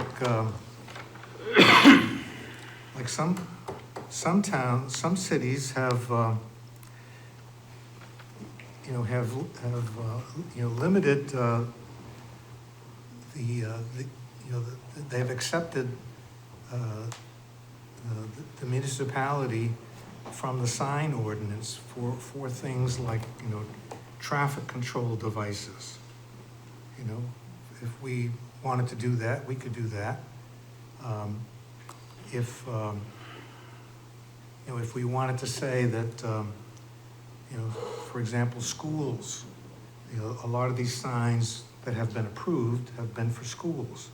If we wanted to say, schools can have a certain kind of sign in order to, get a message out, we could change the sign ordinance and provide that. If we wanted to, say it could be done by special exception in certain limited cases and define them, that would be another possibility. But to just say that the city can put up, signs for any governmental use without defining that more, I think that just opens up a wide door to allowing the city to put up signs anywhere in the city, without much restriction. So that's why I made my motion. Thank you. Alderman Clee. Thank you, Madam President, and at the risk of seeming contrary, and I apologize if I do seem this way, I believe the ordinance's references RSA 67454, which does in fact define governmental use means as construction or development of land owned or occupied or proposed to be owned or occupied by the state, university system, the community college system in New Hampshire by county, town, city, school district, or village district, or any of their agents for any public purposes, which is statutory or traditionally governmental in nature. And I think that's what was, so I'm going to ask Director Sullivan if he could correct the record if I'm wrong here. You are both correct, in fact. The statute absolutely is more broad in nature. The reason that the proposed ordinance reads the city only is that other governmental bodies are already exempted out of the city's ordinance. The only body that is fully subject to the city's ordinances under, I think it's NRO 190-2, is the city itself, and that's why the language was written that way, Alderman Jay. So you're in fact both correct. The statute is more broad. The reason this is so narrow is that those other governmental entities are already exempted under the existing land use code. May I continue? Alderman Clee. Thank you very much. I think one of the reasons for it, and while again, I respect my colleague and all the comments that he had made, they were very, very good comments. This does not exempt the city from still having to go in front of the zoning board or anything like that. It takes that one element away, and that one element is the hardship. I think in the past, the zoning board is been lenient with the hardship. We always look at the hardship as what is the cost to someone's business and so on. And I think that they've kind of made a broader definition of it. And this kind of takes that burden away from them. It doesn't mean that they don't have to pass all of the other rules of signage and so on. So I do think it's a good idea to remove that one element and not put the burden on our zoning board. If this were taken away and said that they no longer had to go through it, I would not support it under any circumstances. I do agree that for the most part, it should always go through, and I think the city should be held to somewhat of the same standards. Some people may argue and say, I think what was kind of alluded to before, that the hardship is that the information isn't going to the public, which most signages do, whether it be the signage for the landfill or signage for the new middle school selling, report cards are due or something to that nature. So some people could argue and say, well, the public's not getting that information, that's the hardship. I don't think I would put that as a hardship. So I think it's okay to remove this as long as they still have to maintain some criteria, still have to go in front of the zoning board, et cetera. So thank you for listening. Further discussion? We're voting on the amendment. All those in favor say aye. Aye. Aye. Opposed? Nay. That motion fails. Back to the original motion of final passage. Further discussion on that motion? Seeing none, all those in favor say aye. Aye. Opposed? Nay. That motion carries, and ordinance 2351 is duly adopted. Alderman Tebow. I'd like to make a motion to remove from the committee, the Personnel Administrative Affairs Committee, Ordinance O-22-028, requiring non-public sessions to be entirely in person, and I'd like to speak to it. So in recent weeks here. We gotta vote on the motion to take. Oh, sorry. Table. Yeah. All those in favor say aye. Aye. Opposed? Nay. That motion carries. Alderman Tebow. Thank you. In the recent weeks, we've found out that the city can be hacked. And You should make the motion. oh, sorry. I'd like to make the motion for final passage of O-22-028, requiring non-public sessions to be entirely in person. Alderman Tebow. In recent weeks, and we saw that we can be hacked. When we originally debated this issue way back, Mr. Meiserovich stood up here and said none of our apps, none of our software is safe. And we've seen that. We've seen that in the last couple of weeks. So I don't know why this wouldn't be an easy slam dunk not to use Zoom as an app for non-public session when it's a security issue. And even when we did use it, we had two people on it that we couldn't even hear because we can't figure out the technology to be able to let the people leave and still have a microphone in here and be able to hear the people on Zoom. So there's two things to it, right? It's the security of it and the fact that it hasn't really worked. So I don't know. I mean, I was gonna let it die in committee until we've had this recent hack, and I think that it's a perfect time to bring it up and determine if it's something we wanna do going forward. We've had people in here saying that no app is safe, so. Alderman Govea. Thank you, Madam President. I would be against this motion on the floor right now. We went over this in the Personnel Committee for not just one, but two committee meetings. And it was really productive. I thought we had really good debate over it. I think both sides made very valid points. But at the end of the day, for me, what it comes down to is allowing an alderman to do their job.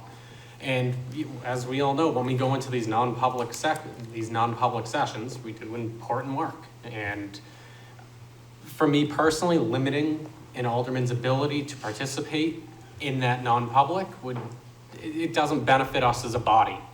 I do definitely see the security aspect of it, but at the same time, if we have a consultant or an outside vendor that wants to talk at one of these non-publics, are they now supposed to fly in? Are we now going to pay for them to travel in for these? So that expense will go up.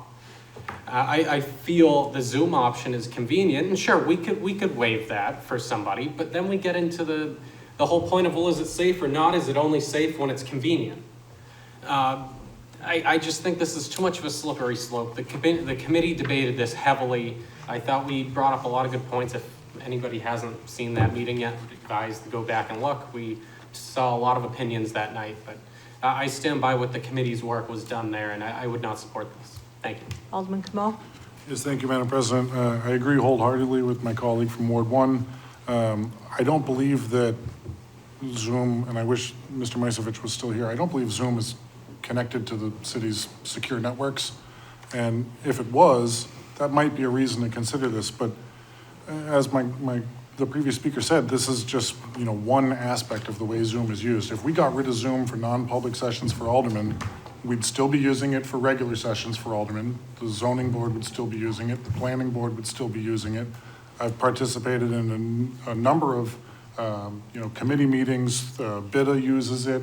So it's either secure or it's not. And if it's not secure, then nobody should be using it. And if it's secure enough for all of these other boards and for the regular board to be using it in regular session, then it's good enough to use in non-public as well. It's not a security risk as far as, a hacking threat as far as I know, and that's why I wish Mr. Misevich was still here. But it's just a communication tool that's not connected to our secure network. It's not tied into our payroll system. Nobody's using it as a gateway to get into our data. And so like the previous speaker said, the only thing this ordinance would do, the one thing it would accomplish, is making it harder for the 15 of us to do our jobs.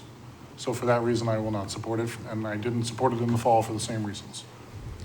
Alderman Clemmons. Thank you, Madam President. So I would agree with the sentiment that, it's probably not a security threat in the sense of somebody's going to hack in and get into our system. However, where I diverge from that is that I don't necessarily think that somebody couldn't hack into it and get the information from the non-public session from a Zoom session. And the difference there is that on a Zoom session that's a public meeting, it's a public meeting anyway.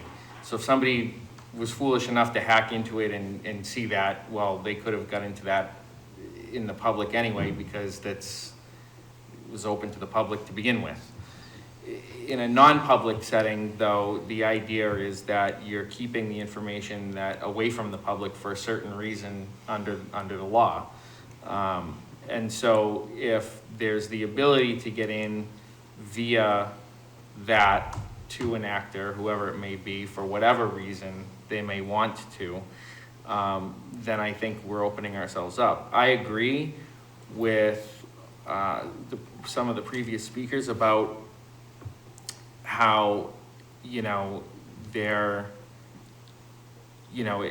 could be more costly to the city, especially, tonight we were given the example that one of the attorneys, an attorney couldn't come for whatever reason, because it would be an expensive thing. Well, if we couldn't do a non-public session on Zoom because of that, I suppose we could do it via telephone. So, we could set up a telephone line, and a telephone line is much more secure than something open on the internet. So, I think the for me, I'm in light of everything, I'm going to support this this evening. I have next Alderman Clay. Thank you, Madam President. In the past, prior to Zoom, when we had these non-publics, I believe we had 2 phone lines that were available for someone to call in, so it's not like they were excluded. It's rare that we would have more than 2 aldermen that would be missing for something like that. They could still call in. The reference that was made to the Zoom that we had with the non-public, I believe it was Director Cummings and Director Sullivan who had Zoomed in. And they could talk to themselves, but they could not talk to us. And that made it very difficult. So I think at that point we were kind of like texting back and forth. It would have been so much nicer to just have them on the phone where they could have explained this. And to my colleague who brought that up, yes, we could, and I was thinking that same thing. We wouldn't be bringing them here, and we never did in the past. We did not bring them here. We used the phone system. And I think our phone system is good. The phone system stays within this horseshoe and so on. what happened at that, it wasn't the last non-public, I think it was the previous non-public, when we had the two that were online. As I said, and one of the things is when they leave the space, when they have it, and they turn all the microphones and everything down in that space. So they would have to leave it up, the microphones would have to be up, and it could be heard through the door. Some could argue it could be heard through this door as well, but that's just one more area. So, and I did reach out to Jeff and say to him, can you guys do it? And he said, it's nearly impossible for us to do it. If we threw a lot of money at it, could they do it? Probably could. But I think using the phones to allow, whether we had 2 phones or 3 phones, whatever it was, allow them to call in. I think that's the way we should go, at least for now. I think that this is a good ordinance, and I will support it. Thank you. I have Alderman Moran. Thank you, Madam President. First, maybe a clarifying question. We can always use phones, is that correct? Is that an option currently? No. It would be if we had a phone line in here. We do. Okay. But Attorney Bolton's shaking his head no. So. This ordinance prohibits electronic communication in non-public sessions. A telephone is an electronic communication. I'm glad I asked that clarifying question, because I thought we were just talking about Zoom, because I thought, as my colleague to my right, Alderman Clemens stated, the phone use is more secure. Also, let's keep this in mind, what just happened to respecting the committee process? Let's do it in a separate meeting if we're gonna use that, but maybe it needs to stay in committee to work out that particular thing about the phones. I don't like the Zoom. I don't think Zoom should be used. I think if someone is traveling and you want to call in, and there's a secure line in here that you can listen in, because maybe this happened recently, maybe the recording system is down, we don't have a transcript that we can go sit down and read in the clerk's office. Maybe we're looking at someone's handwritten notes that didn't encompass the entire conversation. And I think it's upon us to be fully informed for any major decision that we might make, even if we're not present, if we have to do it at a later time to have all the information. Like, I sponsor this because I'm, co-sponsor this because I'm against the Zoom piece, but hearing Attorney Bolton with the phone scenario, and everyone saying, several members have said phone's an option, but apparently it's not. So maybe it needs to stay in committee. Maybe it'll be telling on who supports it, who just was talking about respecting the committee process, but who knows? That's depending on when we have the votes, I guess. I have Alderman Sullivan. Thank you, Madam Chair. I didn't vote for this before, and I can understand and respect the timing on it because of everything that happened. However, non-public sessions happen at the drop of a hat. And to the point that was made earlier, in order to kind of gather up enough aldermen, at some point you have to make sure, you have to make it available for people to access the meeting. Zoom as a platform doesn't sit on our city website. I would make the argument now that the link that you can buy tickets to the National Performing Arts Center is more at risk than Zoom, because that sits on our website and then it goes to another web page and accesses information, and that's the way in. Zoom sits on a completely different server. We don't record the meeting. It's password protected. It's host enabled. Only people that you want in get in. Before, I think it was an issue when we were putting the Zoom link out to everybody. It was on the city website even. If there's a non-public session, it's a finite number of people that get the link and the password. So I think there are many more ordinances that we could pass to protect the city. I don't think this is one of them. But I can understand and respect the timing around it, but I can't support it. Thanks. Alderman Jettie. Sorry. Thank you. So I guess the could I, through you, could I ask the maker of the motion, was this tabled in committee or was it tabled here? Alderman Tebow? So it was voted a no at committee. It was voted down, failed. It was voted down in committee? And then, yeah, and then we tabled it indefinitely or whatever. And then the board tabled it? No, it was tabling. Oh, it was tabled? Yeah. Oh, it was tabled. I'm pulling it out of committee. Okay, so if I could continue. Alderman Jettie. So I feel, I'm probably the least qualified person to talk about this stuff. And I feel that, with all due respect to my colleagues, I hear somebody saying, that Zoom is safe, and I hear someone saying it isn't safe, and I hear, different opinions. We do have, I think, in our IT department, people who are expert in this area who could, answer our questions and give us information. So I don't want to cut off debate, but I would like to suggest that maybe it be sent back to committee and have the committee look at it, and with the benefit of whatever in-house experts we can gather to guide the committee and come back with a recommendation. So your motion is to re-refer back to the committee? Does that cut off debate or not? If it passes, it's no longer before the board, it's been Yeah. assigned to committee. That So would you- cut off debate here? Yes, because it's not, no So longer in I'll hold our. off on that. Okay. Alderman Tebow. Thank you, Madam President. Couple things. To Alderman Jettie's point, in the committee, we had Mr. Miservich stand right there and he said it's not safe. We can go back and look at the tapes. So, and even though he said that, the committee around me still voted to table it. So, you could take, he can come back here, he's gonna say the same thing. So, what do we do for that? But, we did have him come in here specifically for that. And as far as people who say, do it in the committee, well, the reason why I'm bringing it back out of committee is because things have changed in the city. We had a hack.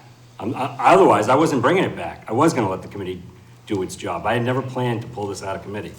That wasn't the goal. But then when this recent, and is it safe? I don't know. Somebody said the other day, a wise man said, all apps can be hacked. And again, I know to Alderman Camo's point, it's not gonna take down payroll or anything like that. But what's said in non-public sessions should stay here. What did Aldermen do for 100 years before Zoom was invented? Did they just miss stuff, or now we all have more pressing commitments and we can't drop at a hat? But back then, there was nothing to do. So they were able to get to the meeting. I don't know. There wasn't Zoom back then.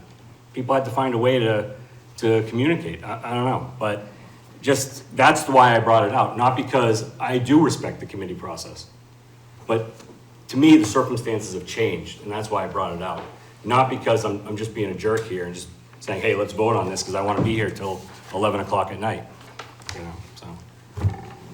Alderman Lopez. I think we can look at the video unless we vote tonight. And I think we can have Mr. Mizovic speak for himself and answer questions if we do put it in committee.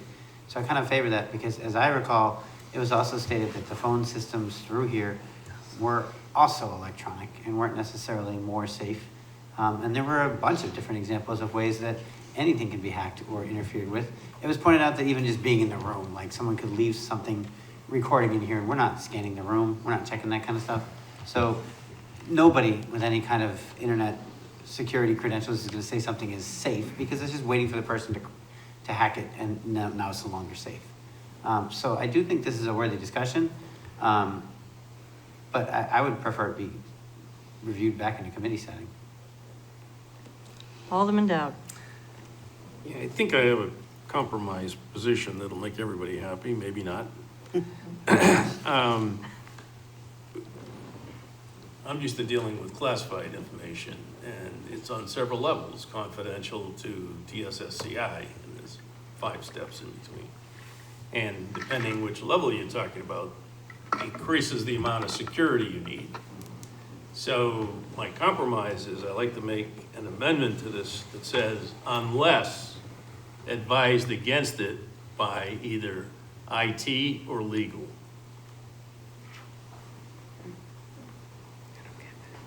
I don't understand.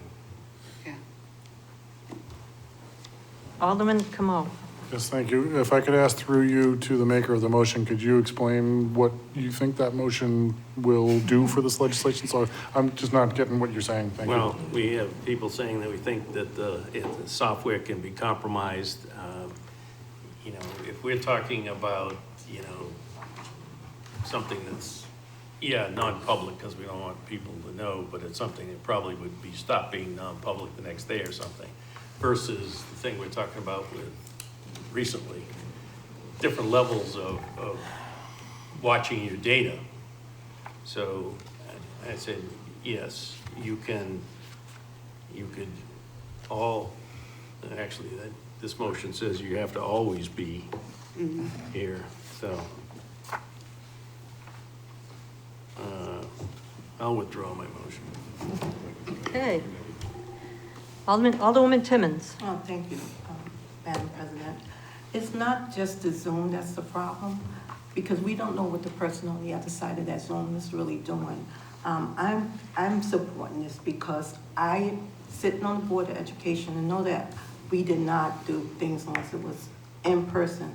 It wasn't on Zoom, you do it in person. And the reason why you do it in person, because people have other people in house, and you don't know who's back there. And I think by having everybody in person, not to stop any of the other men or women for not doing their job, you cannot secure what comes in your house or walk by you while you're on the Zoom. Now, I really don't live with a lot of people, but some of you do. And sometimes we get pretty loud in here, and you can hear stuff. I think you should be in person with these, and I'm going to support it. And that's the main reason, because I know things get out on Zoom unintentionally sometimes intentionally. And you leave things down. You write little notes, and you got your little desk there, but you don't know who's watching that, who's seeing that. So that's why I will support this legislation, because I think it's the right thing to do. Okay. Alderman Govea. Thank you, Madam President. To go off of what my colleague from Ward 4 said earlier with the phone system, we did bring this up, if I recall correctly. Mr. Meiserovich said that it's a VoIP system, so it's voice over IP. So for us to get I would say, I guess, a more secure line, for lack of better terms, it would be more of a cost to the chamber itself. What that is, I don't know. That's above me, really. But I could be open to a compromise for phones if we do go more that route. But I think in my opinion, there should be an option available. And whether that's Zoom or that's on the phone, I think that's up for debate. But I would like to see this go back to committee for more conversation. Thank you. Alderman Moran. Thank you, Madam President. I would like to make a motion to re-refer to committee, and can I speak to that motion? Yes. So I understand my colleague from Ward 8's reasoning for bringing this up. I completely understand it. I co-sponsored with him. I don't think personally we should be allowing Zoom because of the security risk. However, there should be some kind of option worked out at the committee level to figure out how an alderman can listen in a secure way to meetings that are upon them to represent their constituents. And clearly, we cannot hash that out here as the full board. IT is not here. Other technology folks aren't here. Does it need to be a copper line? Who knows? These are questions that can be asked at the committee. And again, earlier we heard how great the committee work is and how much the work should be done there. Thank you. Motion is to re-refer. Alderman Camo. Yes, thank you, Madam President. I will support the motion to re-refer because I'm nothing if not consistent. And I made several arguments earlier tonight as well about how this type of thing should be hashed out at the committee level. I'd like to point out that it already has been hashed out at the committee level. And so I was one of the ones who understood this ordinance the first time it came before us, but I will still support re-referring it so that we can get it right. Get it right the first time, as I like to say. Thank you. Alderman Clements.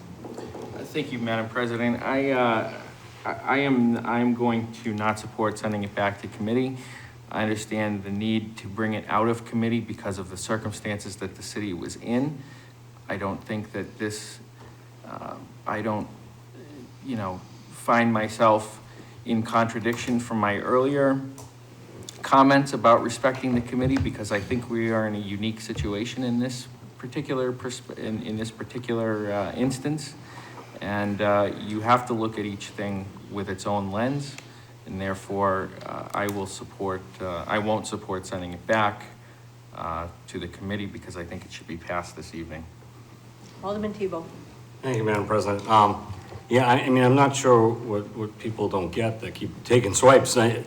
Times have changed. That's why I brought it up. I did understand it the first time. I voted the way I wanted to. Both times I voted for it before. And the reason why I'm bringing it up is because things are different. Hacks came up, like I said before. I was going to leave it there to die. I really wasn't ever going to bring it back again. I didn't think I would ever have enough support for it. But I think at this point, times have changed, things changed, and I thought security reasons were a good reason to bring it back. So there's only good intention there. There's not intention to my alderman here to the right. I support her view on that, but that's not the view I'm coming at with it. I'm coming at it with a purely security and the fact that we haven't been able to really figure it out the last time. So, yeah, that's it, really. Motion is to re-refer. Further discussion? All those in favor say aye. Aye. Opposed? Nay. No. Roll call? Can we do roll call? We can do a roll call. Mr. Clerk? Alderman O'Brien. No. Alderman Sullivan. Yes. Alderman Clee. No. Alderman Moran. Yes. Alderman Lopez. Yes. Alderman Jettie. Yes. Alderman Clemens. No. Alderman Como. Yes. Alderman Dowd. No. Alderman Govea. Yes. Alderman Karen. No. Alderman Tebow. No. Alderwoman Timmons. No. Alderman Wilshire. No. 6 yeas, 8 nays. And that motion fails. Alderman Clee. We're back to the original motion, correct? Yes. I have a question to the maker of the, actually of this particular ordinance. Would you be willing to put in a provision that would allow for phone? Or could we even do that? I guess I would have to look to council for that. It could be done, certainly.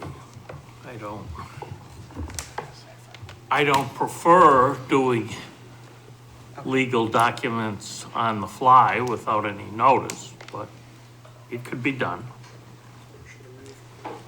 I assume we could have a phone line installed that's not a voice over IP.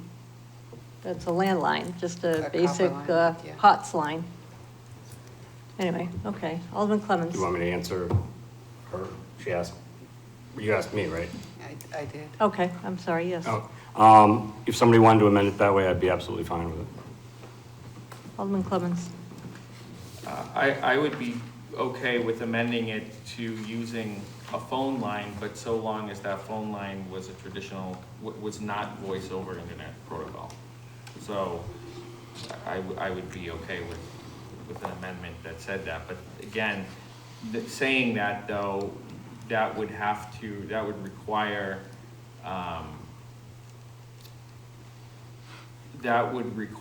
this body to appropriate the money to put such a line in, and I don't know what the cost of that would be.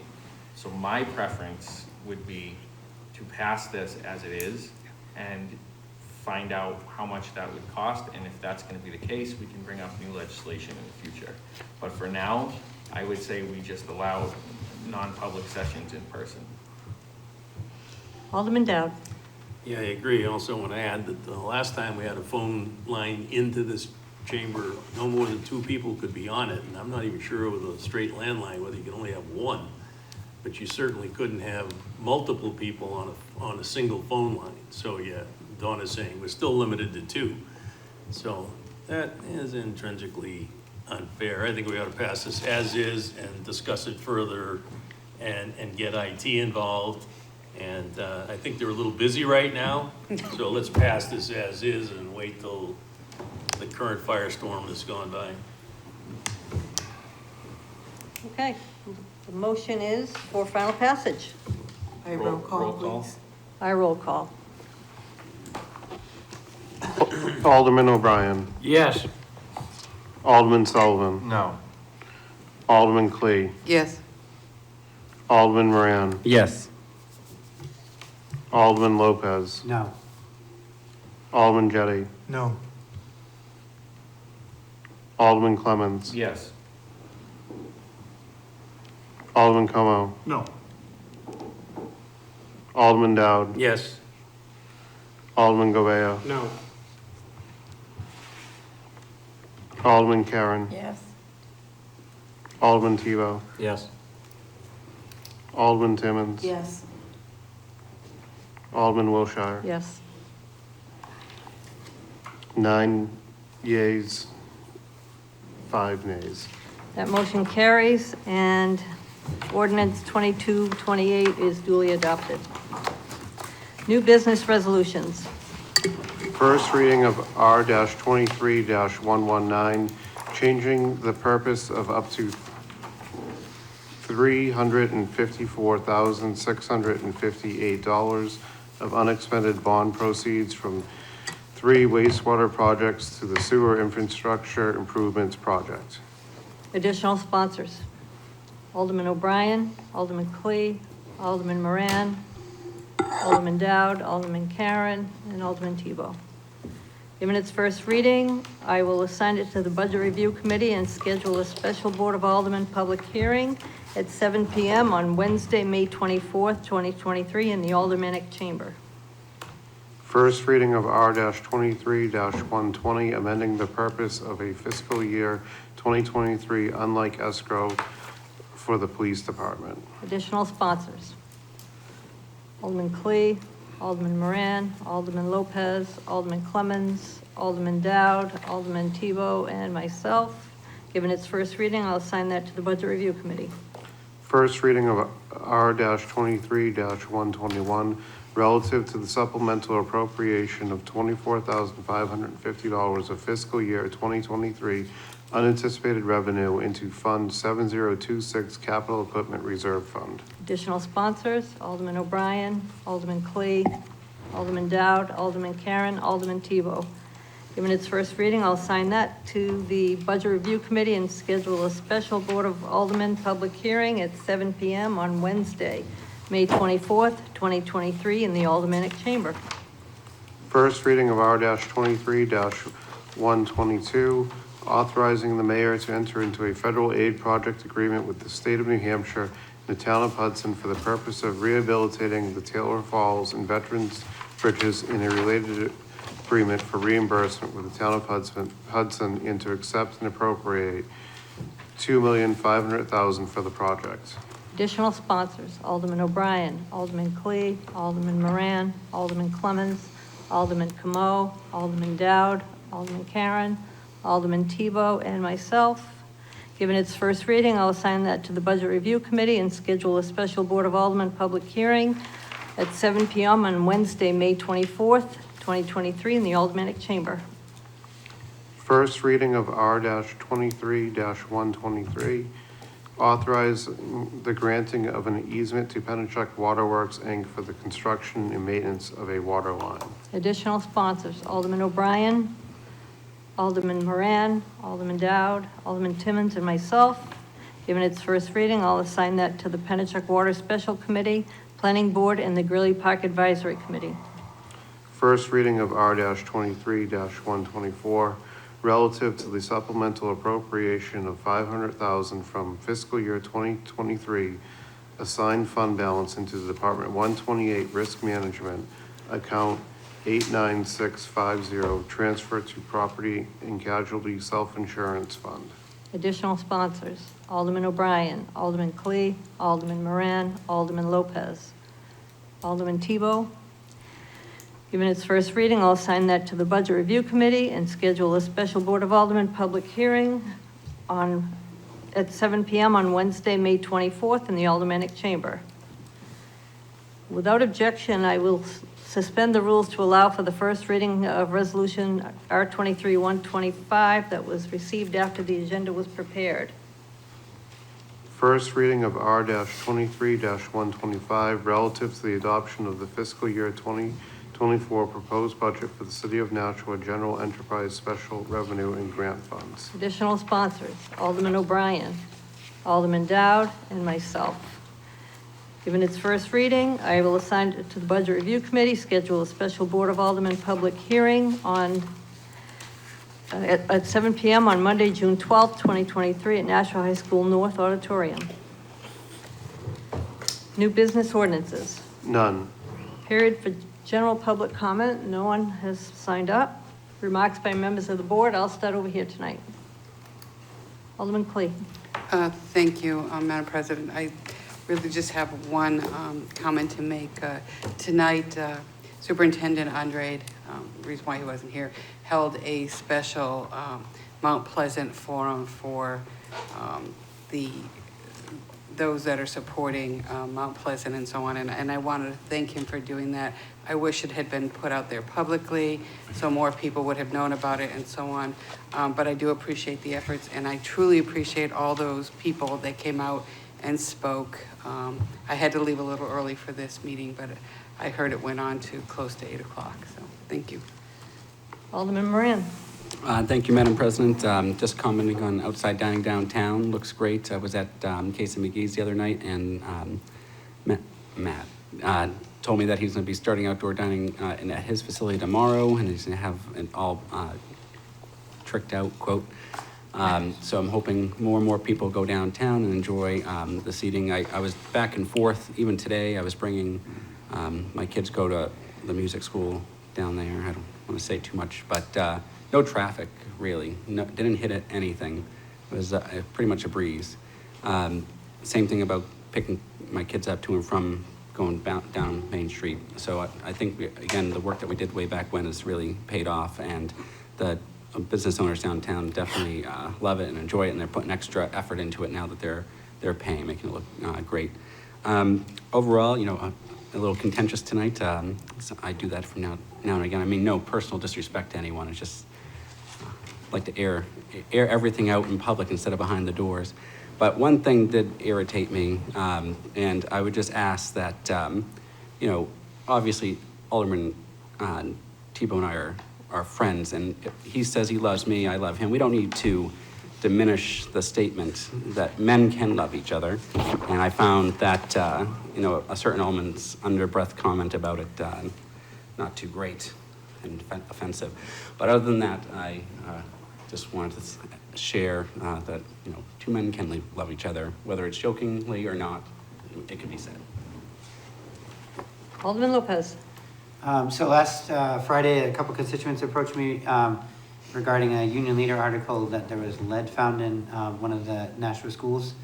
In reading the article, it was my understanding that the lead detection levels through recent state legislation have been refined and in what a lot of ways improved. So it's not like there's necessarily more lead, but now the standards have become more stringent, which is always a good thing. It was clarified that it wasn't found at Lead Street, even though the names are similar. And I asked Director Bagley if she would be able to have the Board of Health discuss it, because I found it, I don't know, the lead levels, the lead safety levels were already in existence, and the state of New Hampshire, I guess, has lowered them. I don't usually trust the state of New Hampshire to do anything, so I don't know what the actual safe levels are, or what the impacts are, or what the actual results are of testing throughout the schools. So that should be at tomorrow's Board of Health meeting. And Director Bagley said she would have them discuss it, which I think is a great forum for that, because you have 3 healthcare experts plus our environmental safety department. So if anybody's worried about that or wondering about that, definitely check out the Board of Health. May 16th, next Tuesday, is a big day. It's a special election in Ward 4. So any Ward 4 residents that are in the sound of my voice, or anybody who knows those Ward 4 residents, please let them know that the polls are open from 6 a.m. to 8 at Lead Street School. We had a discouraging turnout last at the primary for this, but I think that was just because it was for the primary, and I'm hoping a lot of residents show up because this special election, as unusual as it is to have one, is very important. We only have 1 out of our 3 state representatives actually sworn in and representing us at the state. So come to Lead Street on May 16th, cast your vote. And then additionally, anybody who happens to be looking for a job in the morning, the Continuum of Care is organizing Employment Connect at the library. So it's an opportunity to meet employers directly, interview with them, find out about their jobs, talk about yourself as a candidate, and do that kind of face-to-face interaction that we're all so fond of. Thank you very much. Anyone else? Alderman Camo. Yes, thank you, Madam President. Just 2 quick things. Hopefully this will be the last time this year, anyway, you hear me talk about high school wrestling. But the Nashua Telegraph released their all-area wrestling first team, which included several members of the Nashua South wrestling team, including back-to-back state champ Anthony Fernandez, CJ Vancelet, Connor Whitman, Damian Perez, and my sweet, sweet baby boy, Connor Camo, as well as 3 honorable mentions, which is like second team, Ednio Adorno Reyes, Toby Brackett, and Carter Tillman from Nashua North. So like I said, that'll be the last time I talk about high school wrestling this year. The only other thing I wanted to mention, as a previous speaker made mention, you know, sometimes it does get contentious in this room. We debate things. We all have a lot of passion for things that go on in the city, which is why we're all here, and that's a good thing. There were a couple of things tonight that did kind of bother me. One of my colleagues, you know, was trying to speak and make his point and was, you know, interrupted, laughed over, mocked a little bit, and I'd like to think that generally we are better than that. We have a code of conduct that we are to treat each other with respect, and I hope that going forward we don't see things like that again. You know, sometimes we each take our turn on a topic that we're passionate about and we go a little long, but luckily for us, we don't have time limits. So, you know, if we go a little bit long, and, you know, tonight it's my turn to go long, then, you know, next week I'll be putting up with somebody else when it's their turn to go long. So I think it just kind of comes with the territory that we're all here to speak about the things that are important to us, and I hope that we treat each other with a little bit more respect in the future. Thank you. Alderman Dowd. Yeah, 2 quick things. One, I did talk to Mr. Smith, and all the schools are being checked for lead, and the places that need correction are being corrected. The other thing is, I was fortunate enough to attend the 100th anniversary of the symphony at the National Center for the Arts, and it was outstanding. It was sold out, and everybody thoroughly enjoyed the performance, the sound quality, the venue, everything was just perfect. So kudos to all the people that were involved in making the Center for the Arts a reality. Alderman Tebow. Thank you, Madam President. Just a couple things. To Alderman Lopez's point, please, Ward 4, go out and vote. It's important. And Anthony Fernandez, great kid. I've never seen a family more into wrestling than his family. They are intense, and he's a great kid, and he does a great job. And he's probably going to be wrestling in college, I assume. And, you know, another point I want to make, I want to apologize to Alderman Camo. I did feel that his comments were harsh when I watched it, the PDC committee, and maybe saying, you know, that he has support was, I twisted more into that it was more harsh than it actually was. So I want to apologize for that. We should be debating issues, not parading each other. So I completely mea culpa on that one. And then nobody mentioned it, and Attorney Bolton's waiting for it. Happy Mother's Day to the mothers in the room, and I will not say it to my mother because I'll speak to her when I see her, Steve, Attorney Bolton. But happy Mother's Day to you guys, and thank you. I appreciate your remarks, Alderman Camo, about the tone of what goes on in the room, and I do appreciate that you brought that up. I too want to mention the Ward 4 vote. I live in Ward 4 and we need a representative, so please go out and vote. Any of you who are still listening at this hour and live in Ward 4, it's May 16th is the election for our state rep. Committee announcements. Alderwoman Timmons. Oh, thank you, Madam President. Tomorrow is the Board of Health meeting, and that would, I'm going to bring that up about the lead. It's tomorrow here at City Hall at 12:30. Alderman Dowd. Yeah, I didn't think it needed to be mentioned, but we're starting the marathon of budget meetings tomorrow night, and there will be several during the month to June, so. When you said there will be, I was hoping you said dinner or some pizza or something involved, but no, okay, Let's see if we can add it to the budget. okay. I'll bring it. Here. Coming around this way, anybody? Alderman Moran. No PEDC this month, no agenda. Okay, Alderman O'Brien. Yeah, to clear the way for budget, which seems to take priority at this time, there'll be no infrastructure meeting on the 24th. Okay, Alderman O'Brien. Thank you, Madam Chair. I'd like to make a motion that the May 9, 2023 meeting of the Board of Aldermen be adjourned. Motion is to adjourn. All those in favor say aye. Aye. Opposed? We are adjourned at 10:41 PM. Thank you, everyone. Wow.